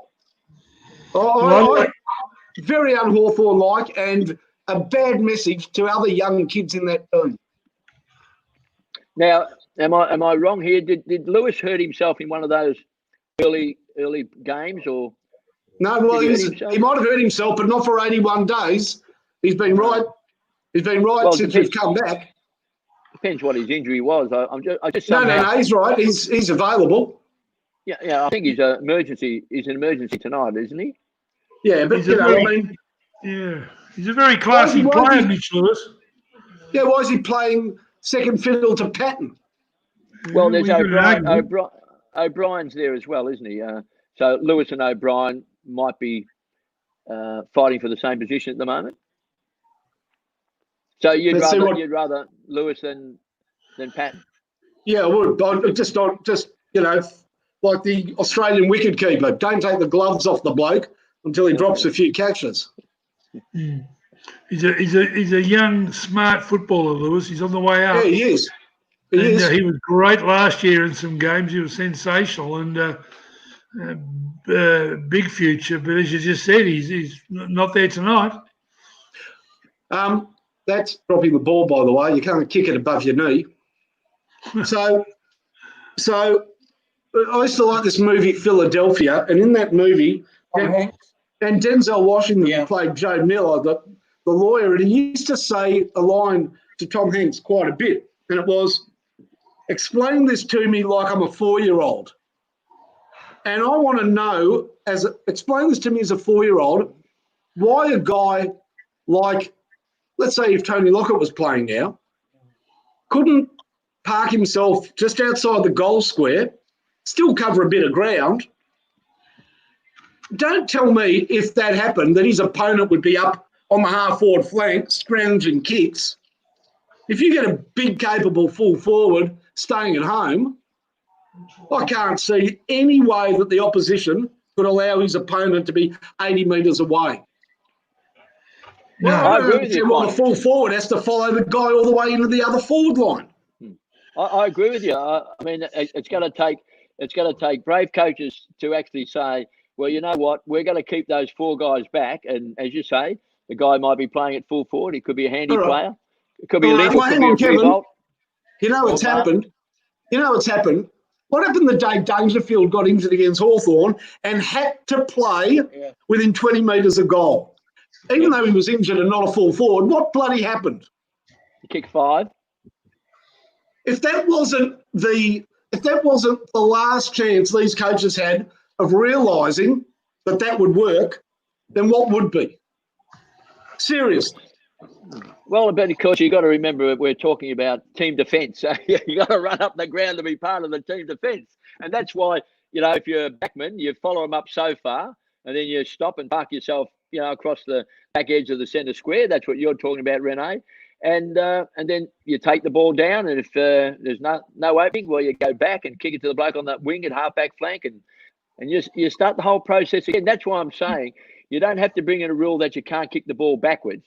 All you have to do is make certain that forwards actually stay back. And if forwards stay back, and I think that's when you get rid of congestion and density. If forwards stay back, you're not going to kick the ball back to Michael Hurley if Jack Revolt's standing beside him. You're not going to kick it 40 metres back, opposite direction. I think the TAC Cup have got a rule where there always has to be 2 players back from the centre and never come over the centre line, or I think it's if it's not the centre, it's the centre half forward back at the centre half forward square. I'm not sure what the rule is, but it works very, very well. Yeah, but the problem is then they come into the AFL and it's very different. In the TAC Cup, there's no tagging. No, there is no. I mean, there is no tagging. The coaches agree to it. And none of it, there is actually no tagging allowed. But then they come and play in the AFL. It's a different world. Just I on like the way the TAC play. I love the way it's very fluid and very quick, and it moves both ways. And players have enough time to get back and support those 2 players who are, back of centre, where they're not allowed to come tackle forward. by Wingard. Whoa.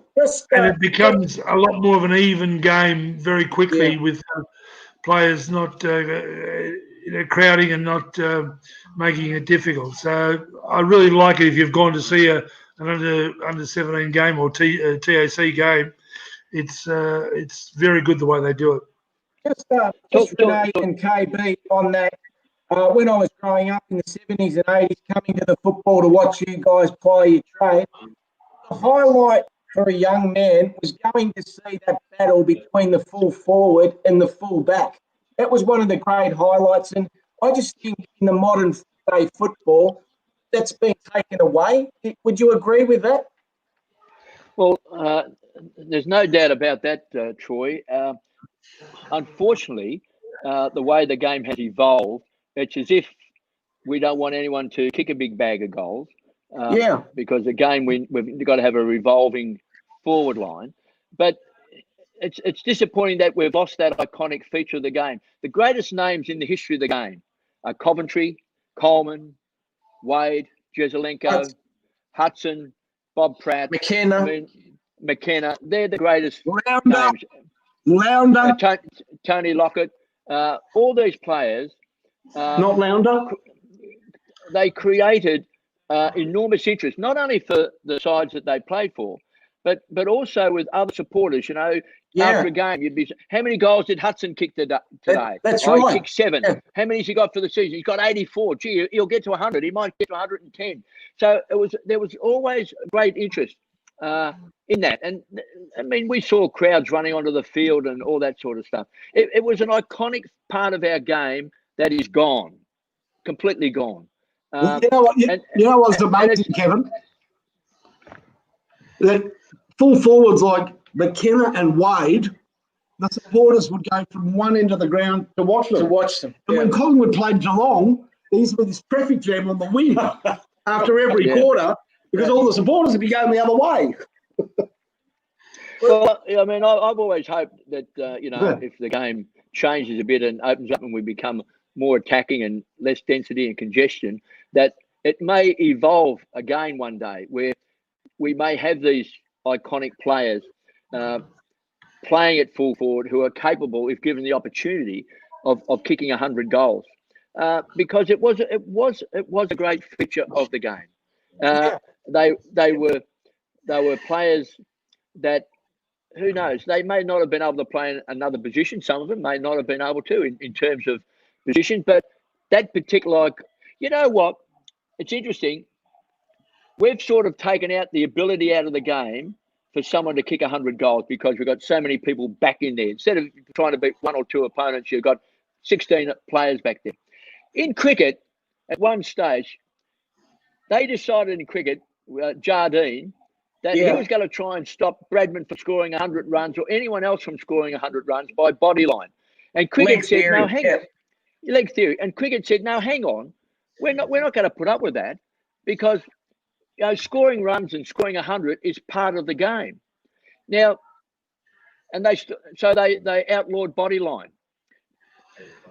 How would cricket be if there was a rule brought in, or they're able to bring in a rule such as body line, which meant that no one, very rarely did they ever score 100? What would cricket be like if you couldn't score 100? If you couldn't score a ton? You know, that's my point with full forwards, KB and Renee. I just, I suppose Tony Lockett will be the last full forward that we see that plied his trade the way that we like football to be played. Yeah, there's no question about that. Where I get a thrill out of football is seeing the players who are on the ball, because that's all I'm sort of seeing, because everything else at times becomes just too many players around the ball. Yeah. As Kevin just said. So I'm loving the Cripps of the world, the Dangerfields, those sort of players. They're big-bodied, skilled, quick, and they make the game exciting because when they're on the ball, they get the ball, they move the ball. All of a sudden, the ball does get dusty, of course. When the ball goes forward or back, all of a sudden it becomes a little bit of a mishmash, and they're going to wait for it to come out again or something to happen. And that's where I'm finding it very difficult at times to watch. But I'm loving those sort of guys who are, Fife. They're just fabulous to watch because they get a bit of room to move, to kick, to mark, and do the things we want. Just quickly, the score in this game, 10-3 to 2-2. Hawthorn, this is the premiership favourites. This is a big story. Here we go again. Tackle, dispossessed, Scully into the forward line. That was a free against Patton, who again proves himself to be a liability. But never a true word said that when a team does not have the ball, they look slow. Richmond look incredibly slow tonight. We know they're not a slow team, but because they are doing so much of the running second, they look really slow tonight, guys. Yeah, no, that's true. They do. They do look slow because they haven't got the ball, of course, most of the time, or not certainly without being under pressure. It's a bit embarrassing, I reckon. Yeah, but their attack on the ball is nothing like it was against Collingwood, that's for sure. Castagna, Court. Wow, this is revealing. Just watch it for a bit, but it's. Whew. I just want to throw up something what Renato was talking about before, talking about midfielders and things like that. Patrick Cripps is a fantastic midfielder, and so is Bontempelli. So is Fife. Yep. But because the way the game has evolved with so many players around the ball, there's these blokes about 6'4", 6'5", playing in the midfield because it's all tight and close, getting the ball, standing up in tackles. Two or three blokes grab them and they get the handball away, and they shrug them off and they get it back and they get caught again. They give it off to someone else, and they are magnificent players. Lynch is going to kick a goal for the Tigers. They're magnificent players, but I wonder, would the Bulldogs be better? Would Carlton be better? Would Fremantle be better if, in fact, those three players, for starters, were athletic centre-half forwards who played as centre-half forwards? I mean, they're terrific on the ball because of the way the style of the game is. But they wouldn't get the ball as much, I know. I reckon Wayne Carey would have been a magnificent midfielder. I reckon Gary Ablett would have been a magnificent midfielder. But they played them on the forward line because that's where they had this great influence in terms of scoring and gave them a focal point. And I just wonder, Bontempelli and Cripps, we talk about these monsters and Fife playing on the ball. Is it good for the game? And is it good? Is it good for the side? Bontempelli and I reckon Bontempelli and Fife, yes. Bontempelli. And Fife, yes. Absolutely. I know Cripps can take a mark up forward, but he's a poor kick at goal. I mean, Fife's not great, but Bontempelli's the pick of the three as far as throwing him forward. I've seen him thrown forward in Bulldogs games, and he's been the difference in those games. When the chips have been down, Bontempelli stood up as a forward. I agree with you, KB. Out of the three of those guys, skill-wise, I think Finey's on the money. Bontempelli And I think Fife could do it. I think also the point that you make is at the moment, they're not reliable kicks. Have a look at that kick by Richmond. That is so un-Richmond-like. Yeah, I know they're not. Kevin, when you talk about centre-half forwards these days, there's no centre-half forwards. Give me a centre-half forward that we can talk about who's dominating, who dominates. It's not a position. Well, it's a position that's not. Is it that important anymore because of the way the game is played? I don't think so. Oh, well, it's because, that's what we're talking about, because the way the game has evolved. But so therefore, is it going to be a better game by putting Dangerfield, the Fifes, those sort of players, Bontempelli, as you said, Cripps, it's an half forward? I don't think it would change it. I think it would change a lot, and sometimes I just wonder whether those sides would be better off if those players played in those positions. The point that Troy made or Finey made was, sometimes Fife and Cripps kicking leaves a little bit desired in terms of accuracy. But if they were playing as key forwards, I reckon they'd put more time and effort into that part of their game so that they could finish off better. I think at the moment, because they're midfielders in there getting 30 possessions, big and strong and all that sort of stuff, and handballs and a few kicks here and there, probably it's not number one in terms of their thinking and developing. But if they were played as a forward or as a key forward, they would put more time and effort into finishing. You've got a Steve Hawking like football brain. Very big footy brain there, Kevin.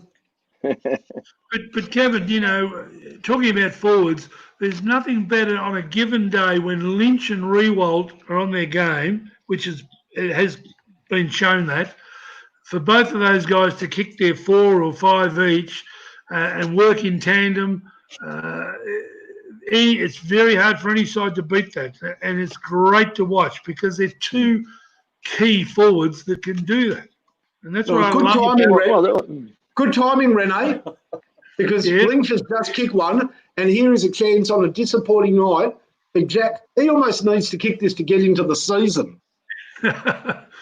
Yes. Whoops. Oh. It's interesting too. Feet. I don't know whether you've noticed this, but when Jack Riewoldt, early in his career, I reckon was just about the most accurate kick in the competition. And it seemed to me when he was kicking early in his career that he had a much longer run-up, and he used to walk quite a few steps and then sort of get a bit of momentum up.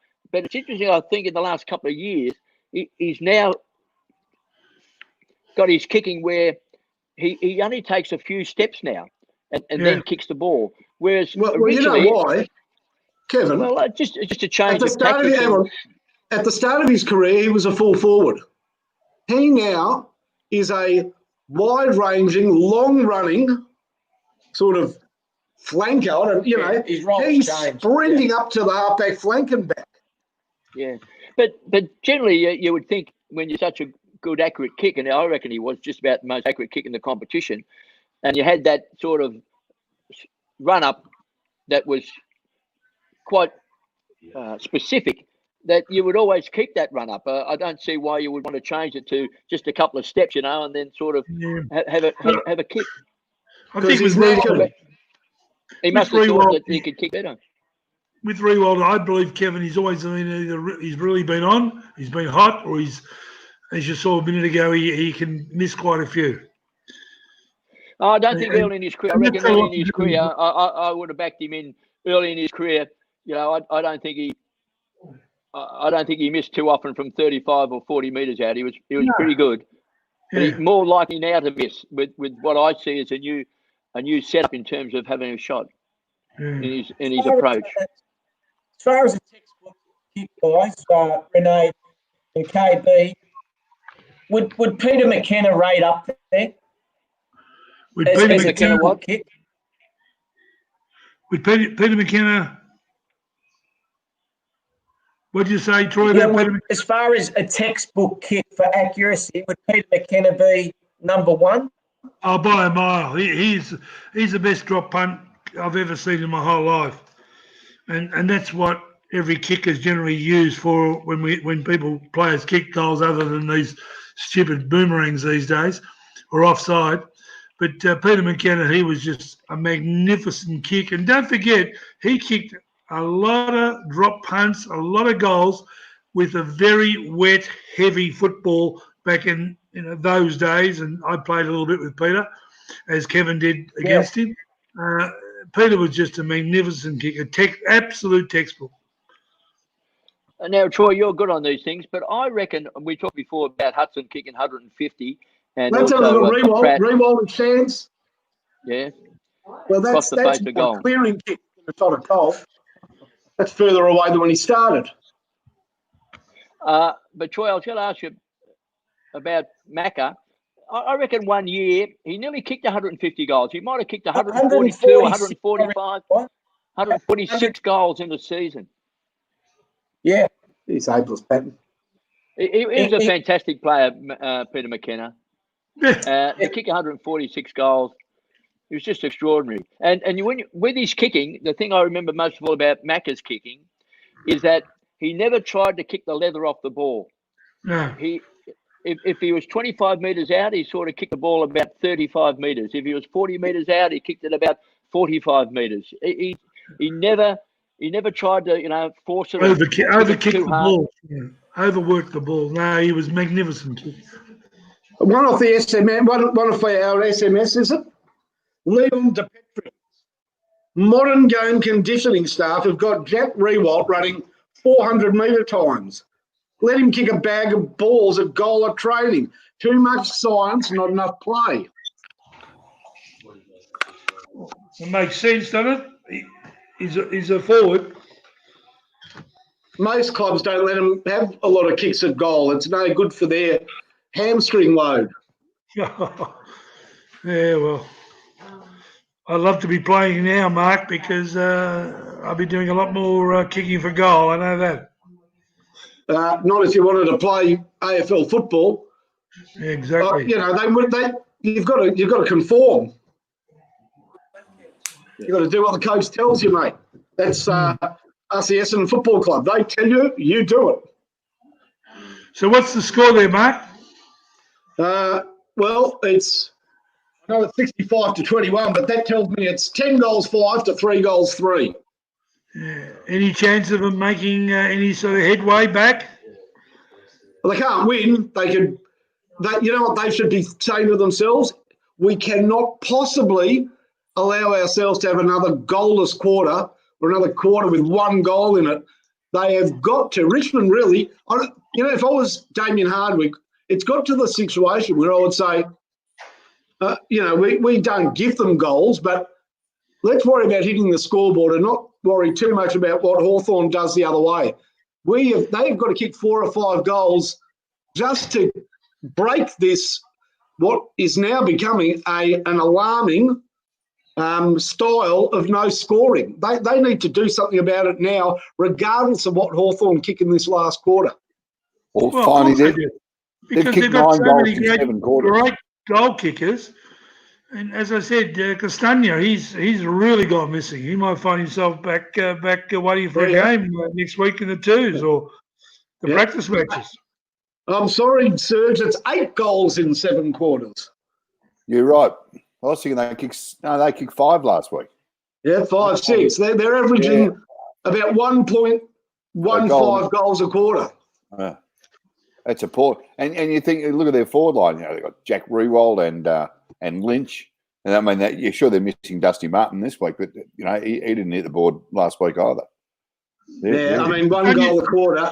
They're right off the board at the moment. Did you kick a goal last week, Castagna? I think he got one. Did he got one? Yeah, look, he struggled last week. He has not looked the goods this week. They've, I mean, it's easy now to pick holes in the team, and you've got to respect the fact that most of these guys have had 3 years of very good football, but they're also keeping other players out of the team. So you're gonna start asking questions, aren't you? There's no doubt. I mean, you're gonna say to players like Castagna. I mean, Jack Ross has come back into the team tonight. Haven't seen a lot. Boy, you're gonna start pointing fingers. Well, they've probably got one more week, Grace, I would have thought, next week against St Kilda. But, yeah, I reckon that – should they do that, by the way, Serge, Troy, Renee, an interesting collection of names, if I've ever heard it. It's not Tom, Dick or Harry. Serge, Troy, Renee, should they drop a couple of big names to shake the season up? Well, They might have to. from that point of view, I think a couple of players will go next week for sure. Have to. Well, we've got an SMS from Craig Westhead. Richmond, season over, time to rebuild. Might be going a little bit early on that one, Craig. No, that is fairly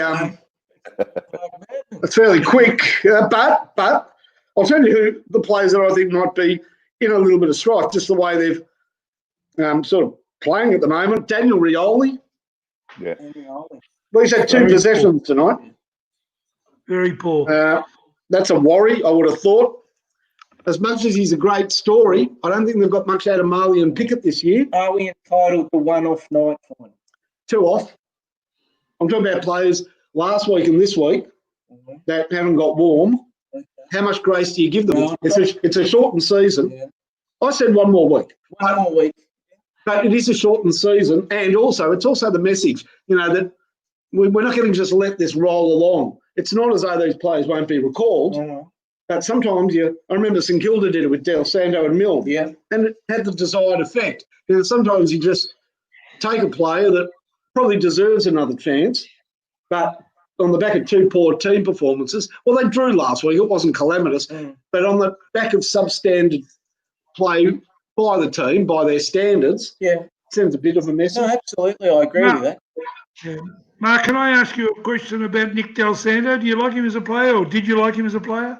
Yeah. Again, the modern game demands some good ball usage out of these high possession winners, a bit of class. And, I did like him as a player. He was, over a long period of time, a good ball user.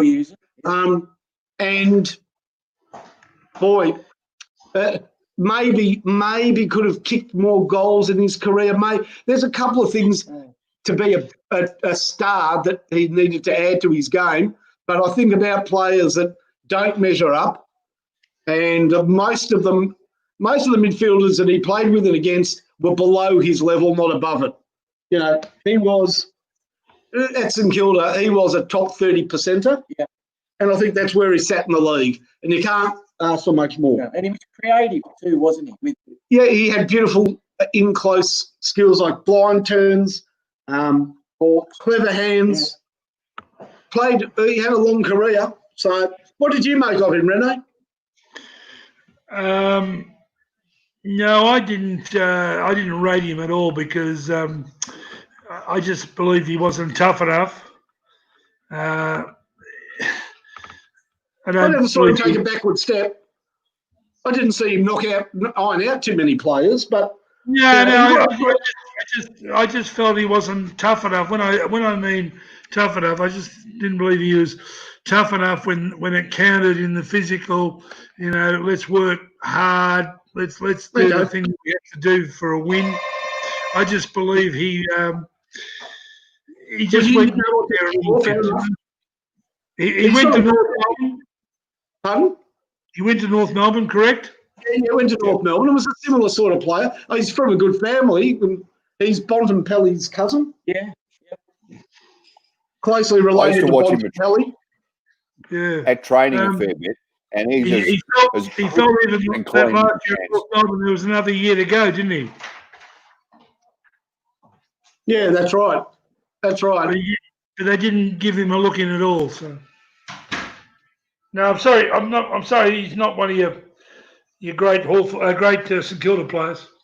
No, well, no, not one of the greats, but as I said, more fall below his standard than above it from over a long career. Let's see whether Richmond attack this quarter. That's all. They just got to go down the guts. This is better, isn't it, already? Or maybe they're just there, maybe they've got a forward line that's not functioning. That's a free kick to Richmond. Oh, come on. Who's five? Who's that? For Richmond. Who's five? All right. I'll do. Who's five? Mark, you there? Oh, yeah. I can line up 9 out of 10 people and ask them who Gary Colling was, and 9 out of 10 people wouldn't know a thing about him. Yeah, because if they're St Kilda supporters, they've had therapy to forget about it. So 300 games he played. no, he never got to 300. He was around 256. Right, thank you. He captained the club. He cost the club a premiership. But he was Costanza's goal, but he was a great club man. And when he finished playing, he coached the reserves. He was on match committee. He was on the club committee. He was around the club during very tough times. And there was a very regular sight down South Road in Moorabbin. He was fit as a fiddle, and he always used to run to work down the centre median strip, down the big centre traffic divide down South Road. So, like most cats on a road, he'd want to be careful because that was his nickname, Cat. Why did he get that name, Cat? Well, because he was very agile, or he's a cat. I don't know. Yeah. He played 265 games, Renault. Yeah, well, yeah. Did he make team of the century at St Kilda? No, he did not make team of the century. He did captain St Kilda. Yeah, he captained St Kilda in the very successful 1978 season when it was St Kilda. St Kilda honestly laid claim to being the best team that year. I mean, in 1978 they started well, had that game against Essendon where they got side bottom and Dittrich rubbed out. Then they came home like a train. They beat eventual premiers Hawthorn by 40 points at Waverley. Yeah. They beat North at Arden Street when Robert Elliott kicked the goal after the siren. And in the last game, that famous game against Carlton, sellout crowd, a Robbie Muir incident, a Rex Hunt goal umpiring, Barker's mark. They beat Carlton, which is enough to make the 5 if Fitzroy can beat Geelong. And Fitzroy got beaten. So, and that night, Mike Williamson on the Penthouse Club, when the doors opened, he walked out, and you know what Mike Williamson said? The best team in the VFL aren't in the finals this year. That's what he said. Great Mike Williams. Yep. And you know what he said after that? We've got to go to Showgrounds or the Valley. That was Mary Hardy was with him. Ray Benson was at the top. Ray Benson. Or maybe a song. And Smacker Fitzgibbon was warming up in the back with Sherlane Clancy. With the banjo. Sherlane Clancy. Yep. Or Cliff Sexy Legs Portwood. Oh, yeah. And every now and then you'd hear somebody break their glass. Like people used to sit to have a meal there, and a glass would break. Go, oh, there goes another one. Someone's had too much. Oh, Jack Ross wears number 5 now. I didn't know Jack. Did he wear 5 last year? Okay, 6 used to be Greg Gothic. Okay. Well, let's see if they can get a few on the board here. Well, they kicked one good goal. Costanza kicked a fantastic goal from the boundary line. Let's see. This is better. Yep. This is better. Handball inward. Gives you full forward. An opportunity to go one-on-one. Clarko not happy. Yeah, well, that's what happens when you play McAvoy as a key defender. 3 in a row. Not enough to win the game, but enough to at least give them confidence when playing St Kilda next week. Come on, Hawthorn. Break their hearts. Oh, Lynchy. Oh, he missed it. Did that hit the post? Oh, he missed it. Oh, he's laughing about that for weeks. Lynch, that's hilarious. I reckon I Lynch think is one of that just the about sums up the one of the best Tigers' gets night, doesn't it? When you miss from 10 metres out directly in front. Yeah. Gee, look at that. He's one of the best recruits I reckon Richmond's had for a long, long time, Lynch. Yeah, Good call, Renee. throw. Yeah. He'll only get better too. Well, you know, I mean, when they picked him up, every club in the top would have wanted him. He was an established Gold Coast star. And to be honest, I don't know what the system is that the AFL has in place. Well, you've got a competition that's based on evenness, correct? A draft and a salary cap to allow, theoretically, every team to win one premiership every 18 years. Well, that's what it is. That's the idea. So there should not be a system that allows the best player at the bottom club to go to the reigning premiers, which is what happened. Yeah. That should not happen as easily. And I've got an absolute no-brainer method for that never to happen. But the AFL, I guess, would be worried about restraint of trade if they stood in the way of such matters. This is better. Here's an opportunity for Castagna to drop it, not pick it up, fumble it, and then grab Shield by the legs and give away a free. That's poor. Wow. Castagna doesn't do that. That's why he's right out of form. Gee. It's an easy mark for him that he dropped. Very easy mark. They've got less confidence than I've got in the Zimbabwe dollar. You'd have about as much confidence, Mark, as St Kilda beating Collingwood, won't you, this weekend? Oh, hello. I think we should have a haircut on that. Well, we're going to give you a cut and polish, and I'm not giving you a polish and shine. What did you want in return? A polish and shine? I don't do that. No, I was going to give you I'm a cut. predicting an unhappy ending for. No, it should be a great game. Actually, I tip Collingwood.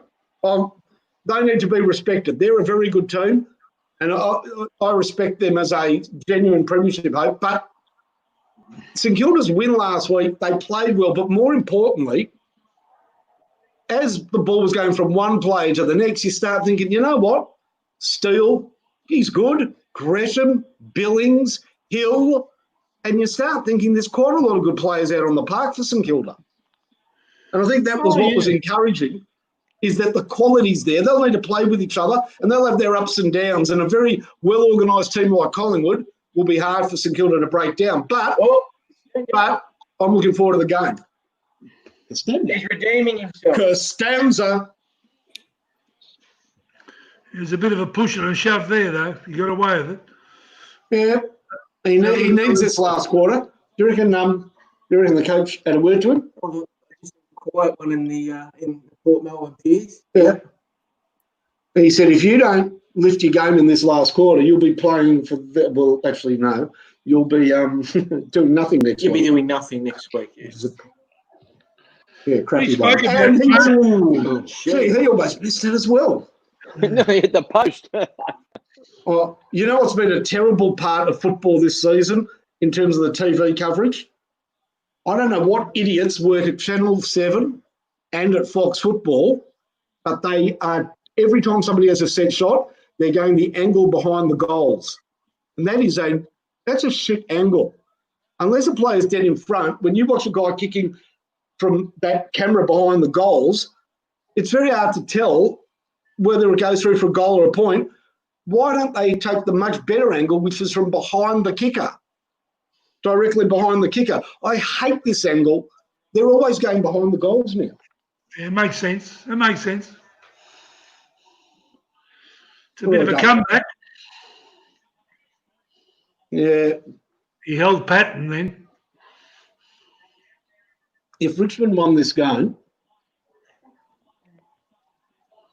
I'll tell you. What's the Lee Matthews theory, KB? 1 goal a minute.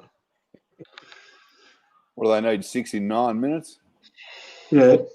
Yeah. It's doable. Can be done, Serge. It's If they're good doable. enough. If I they're like good it. enough. It's doable. Yeah. Yep. All right, here we go. What's this? Broad's in the ruck. All right, but Hawthorn, the problem with this is Hawthorn need 1 goal to ice the game.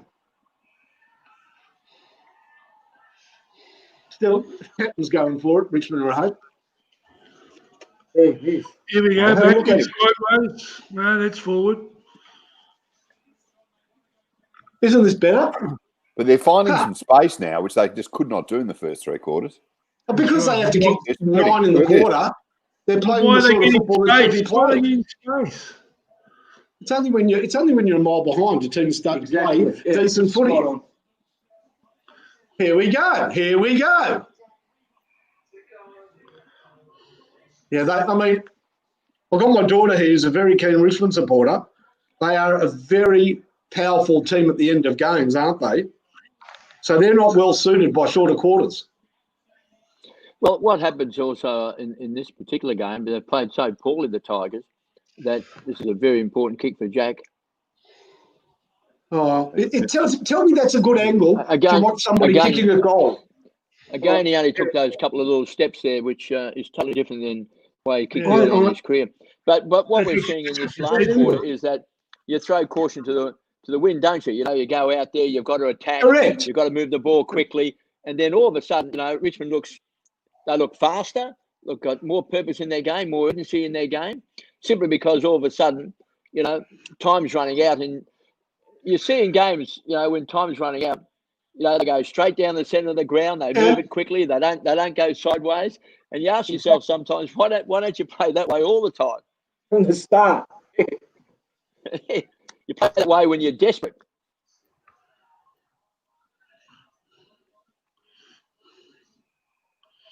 Scored too high. 10 inside Tell you what, 50s to none. 2 goals, 2 to none because they're playing desperate roll the dice footy. And Hawthorn have dropped off helping each other. There's not enough numbers around the ball for them. Both Renee and KB, you both played under the great Tommy Hafey. What was his philosophy in a nutshell? His philosophy Yeah. in what in how to play. In his coaching, he was an attacking coach, wasn't he? Yes. He was an attacking coach. I mean, obviously, when the opposition had the ball, you know, he wanted you to put pressure on them and chase and tackle and try and smother the ball off the boot. But when he had the ball, he was keen for players to run with the ball. He liked players running and bouncing the ball. He liked players who took a mark or had a free kick that players would run by and you would handball over the top of the man on the mark to keep the ball. His theory was you get it quickly into the forward line where you have key forwards who would contest strongly. And if they couldn't win the ball, they'd bring the ball to the ground. And then all those players that were caught in between would bust their guts to get up there so that when the ball fell to the ground, that they would be there to make a contest. And even in those days, he always used to say he wanted to be able to look at a photograph and he wanted to see more Richmond players in that photograph than the opposition. So if it went into the forward line very, very quickly, he wanted those caught in between to rush down and follow the flight of the ball and put pressure on, because he was one of those coaches who believed, I suppose, the closer you got the ball to the goal line, the more shaky defenders got. Make mistakes. Here we go again. Richmond direct football. Lambert to Castagna. Bang. Interesting. Inside 50s this quarter, Troy. What are they? 11-1. Well, Look at that.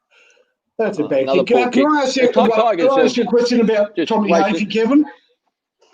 Yes.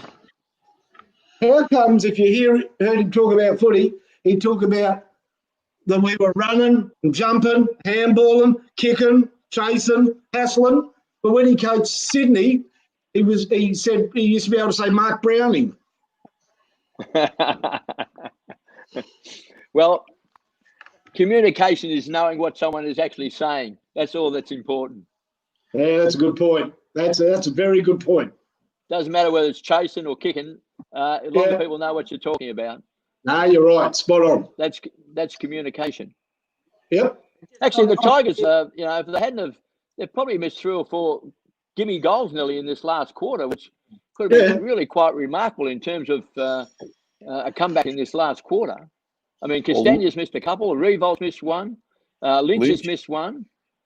Been quite remarkable. If this was a full quarter, if there was sort of 10 minutes to go on the clock, 9 minutes to go, do you reckon they could win, Troy? Oh, yeah. Yeah. Well, I mean, you made a good point before. Hawthorn's 1 goal away from completely icing the game. So, there's just over or just under 5 minutes left. But if Hawthorn was to kick a goal, I mean, obviously the enthusiasm and the confidence goes up in the Hawthorn side. They're on the back foot at the moment, and then of course the Tigers probably feel they can't win the game then. But as it is at the moment, they feel that they might be able to snag 2 or 3 quick goals and pinch it. But there's still what are they? It's still nearly 5 goals down, so there's only 4.5 minutes left. So not too many sides get 5 goals in 4.5 minutes. I mean, Asprey's had 15 marks tonight. Yeah, well, he's always been a good player. We were talking about intercept marks before, guys, and Gary Dempsey, the 1975 Brownlow medalist, he'd have to be up there in the 70s and the 80s as one of the great interceptors. Well, he took a lot of great marks, Gary Dempsey, and a lot of his marks were contested marks too. Gary was a great marker. There wouldn't have been too many times where Gary Dempsey actually was standing by himself and someone kicked the ball to him and actually took a mark on his chest.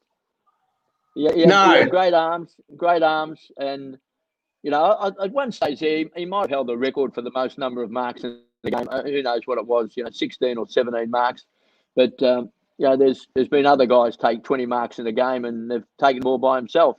So it's totally different. But it was one of the great players of the competition, Gary. Yeah.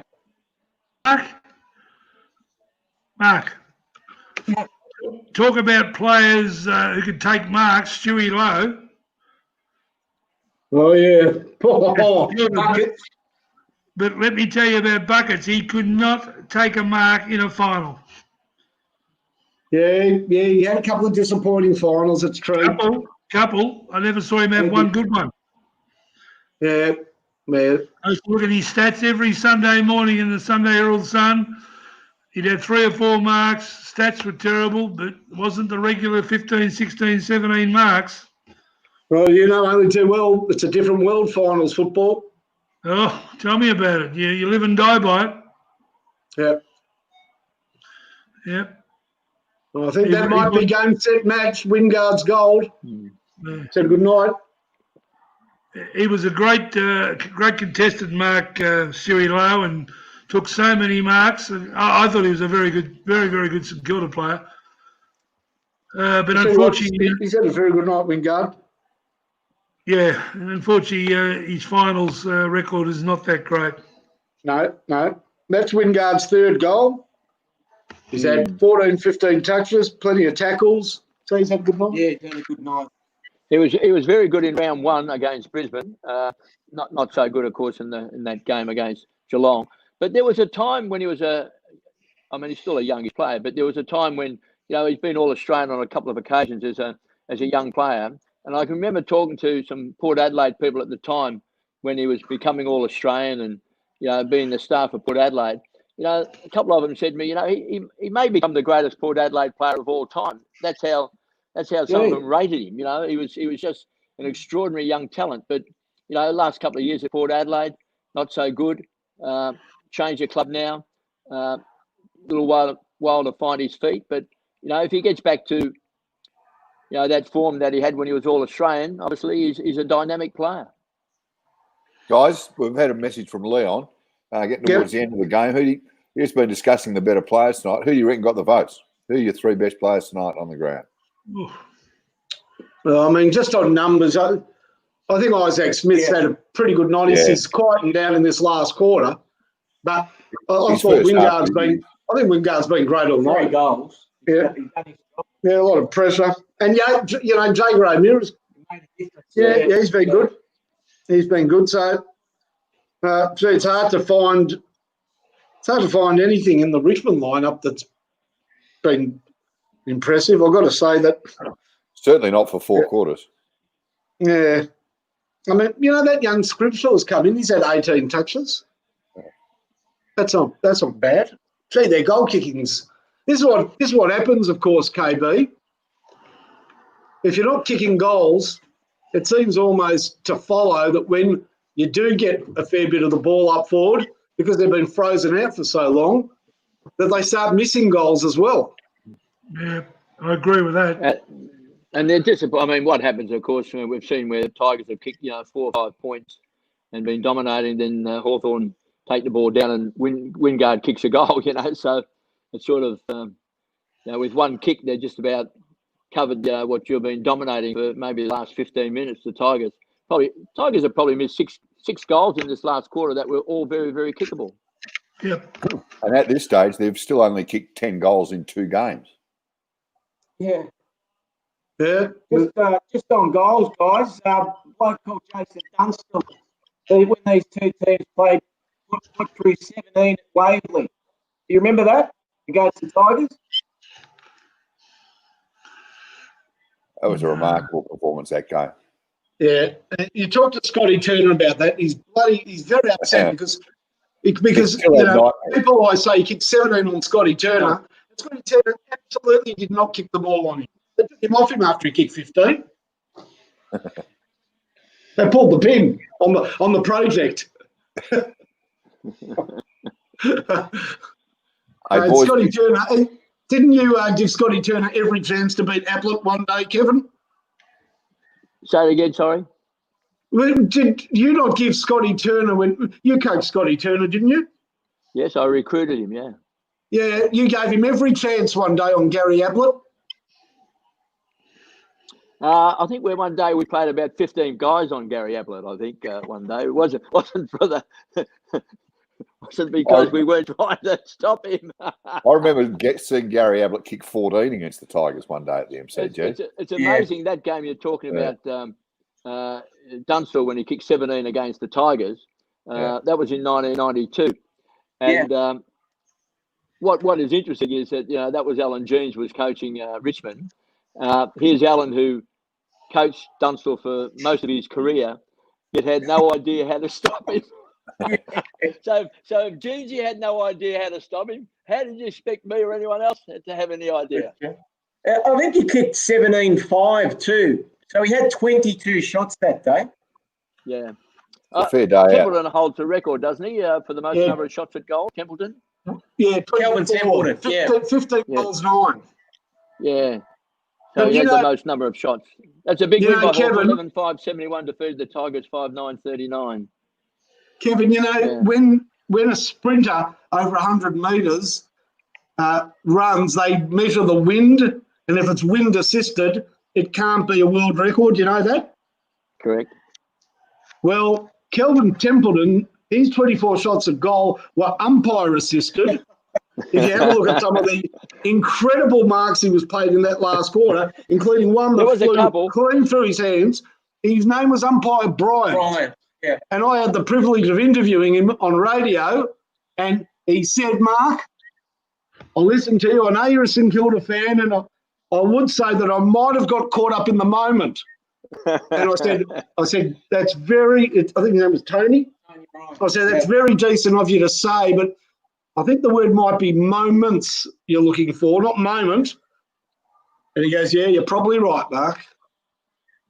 Yeah, when you do watch it, there were a couple of gimmies given to Kelvin in that last quarter, but they were coming with a run and he's kicked 15 goals, 9, as you say. Still the record of the most number of shots at goal by a single player in a single game. What do you make of this? What do you make of this game tonight, boys? Troy? Oh, it's great to see Hawthorn. They showed a lot of heart and courage to come back from where they were last week. But as a Tiger supporter, 2 weeks of 5 goals, it's not cutting the mustard. They just look off to me, the Tigers. They did last week and they did again tonight. And the big winner. So Al Clarkson, we say it every year, but he is a masterful coach. He got some of their poorer players last week at Hawthorn. He got them up and about today. And this bloke who's chatting now, Jager O'Meara, I thought he was great today as well. And of course, Renee? you know, he used the greatest trick in the business, didn't he? Clarkson during the week, he kept pumping up the Tigers. You know, the best side for the last 3 years, and you know they're going to be so hard for us to beat. You know, we're behind the 8 ball. You know, all that sort of stuff. Yeah. I mean, isn't it the way it goes? Have a look at Jager O'Meara. He's getting interviewed. Now, he was kept out because of a facial fracture above the eyebrow. And he's copped a nice whack under the eyebrow. Under it tonight. Yeah, with myself in regards to the game tonight, I really thought Hawthorn would come out and bring something to the table tonight because of their very poor defeat last week. And it just goes to show that, as you said, Clarkson is a masterful coach, very smart, and he obviously got them up tonight to perform. And Richmond have to go back to the drawing board and have a really good hard think about the following weeks for sure. You know, they're very doable as a side, as we know, and they came back a bit in the last quarter, but they still got beaten.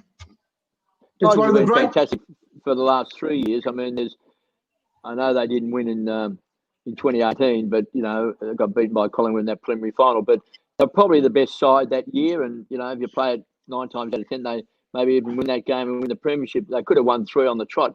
But this year, even though it's been a stop-start year, in the opening game against Carlton, they were fantastic in the first quarter. And then after that, they were pretty ordinary. In fact, you know, Carlton came back at them in the last quarter of, I think there was one shot at goal. If it goes through with about 2 minutes to go, they get within about 15 points or something like that. So they were just fair in the opening game of the season after one good quarter. Then they were very poor against Collingwood and very poor again tonight against Hawthorn. So there's a bit of soul searching to do, you know, within the club and with the players to try and get them back to that the way that they played over the last 3 years. Because the first 3 games this year, they haven't got anywhere near that level. And a question for all of you: is this going to be Hawthorn's lot? Over the last couple of years, they are a team that, surprisingly for Hawthorn, can win games and lose games quite decisively. Are they just one of these teams that are not particularly consistent? Oh, I wouldn't say that. I mean, they played in 4 successive grand finals and won 3. No. I'm talking about last year and now this year. No question, when they win grand finals and win flags, they were very good. But I'm talking about of more recent times. Have they had a few injuries over recent times and struggled? Tom Mitchell last year struggled to get their best players, you know, on the ground. No, true. I mean, Tom Mitchell that can make you know a bit inconsistent. But it's interesting. I was reading, and you would have read it too, that tonight they've gone in with the oldest team in the history of the game. Which is quite incredible. So maybe they beat Richmond with experience, I think. So it's big night interesting. Tomorrow night, boys, on Takeover, GWS and the Western Bulldogs. And sitting in the seat on Takeover tomorrow night, Limo, who's had a good night tonight. He's a massive Hawthorn man. And Tony Wilson. Who's a Hawthorn man? Yeah, who just wrote that fantastic book about the 89 grand final. So they're going to be here for Takeover tomorrow night. So it's going to be a cracker. Fantastic. Great to be part with your Finey and Troy, and also Renee. Good to see you, Serge. Yeah, you too, KB. Thanks, gentlemen. Good on you, guys. Hey, Kevin, why don't you nip next door and have an ice cream? I think I will. Go Tigers. Renee, KB, Serge. See you, boys. Look forward to next week. See you, boys. See you later.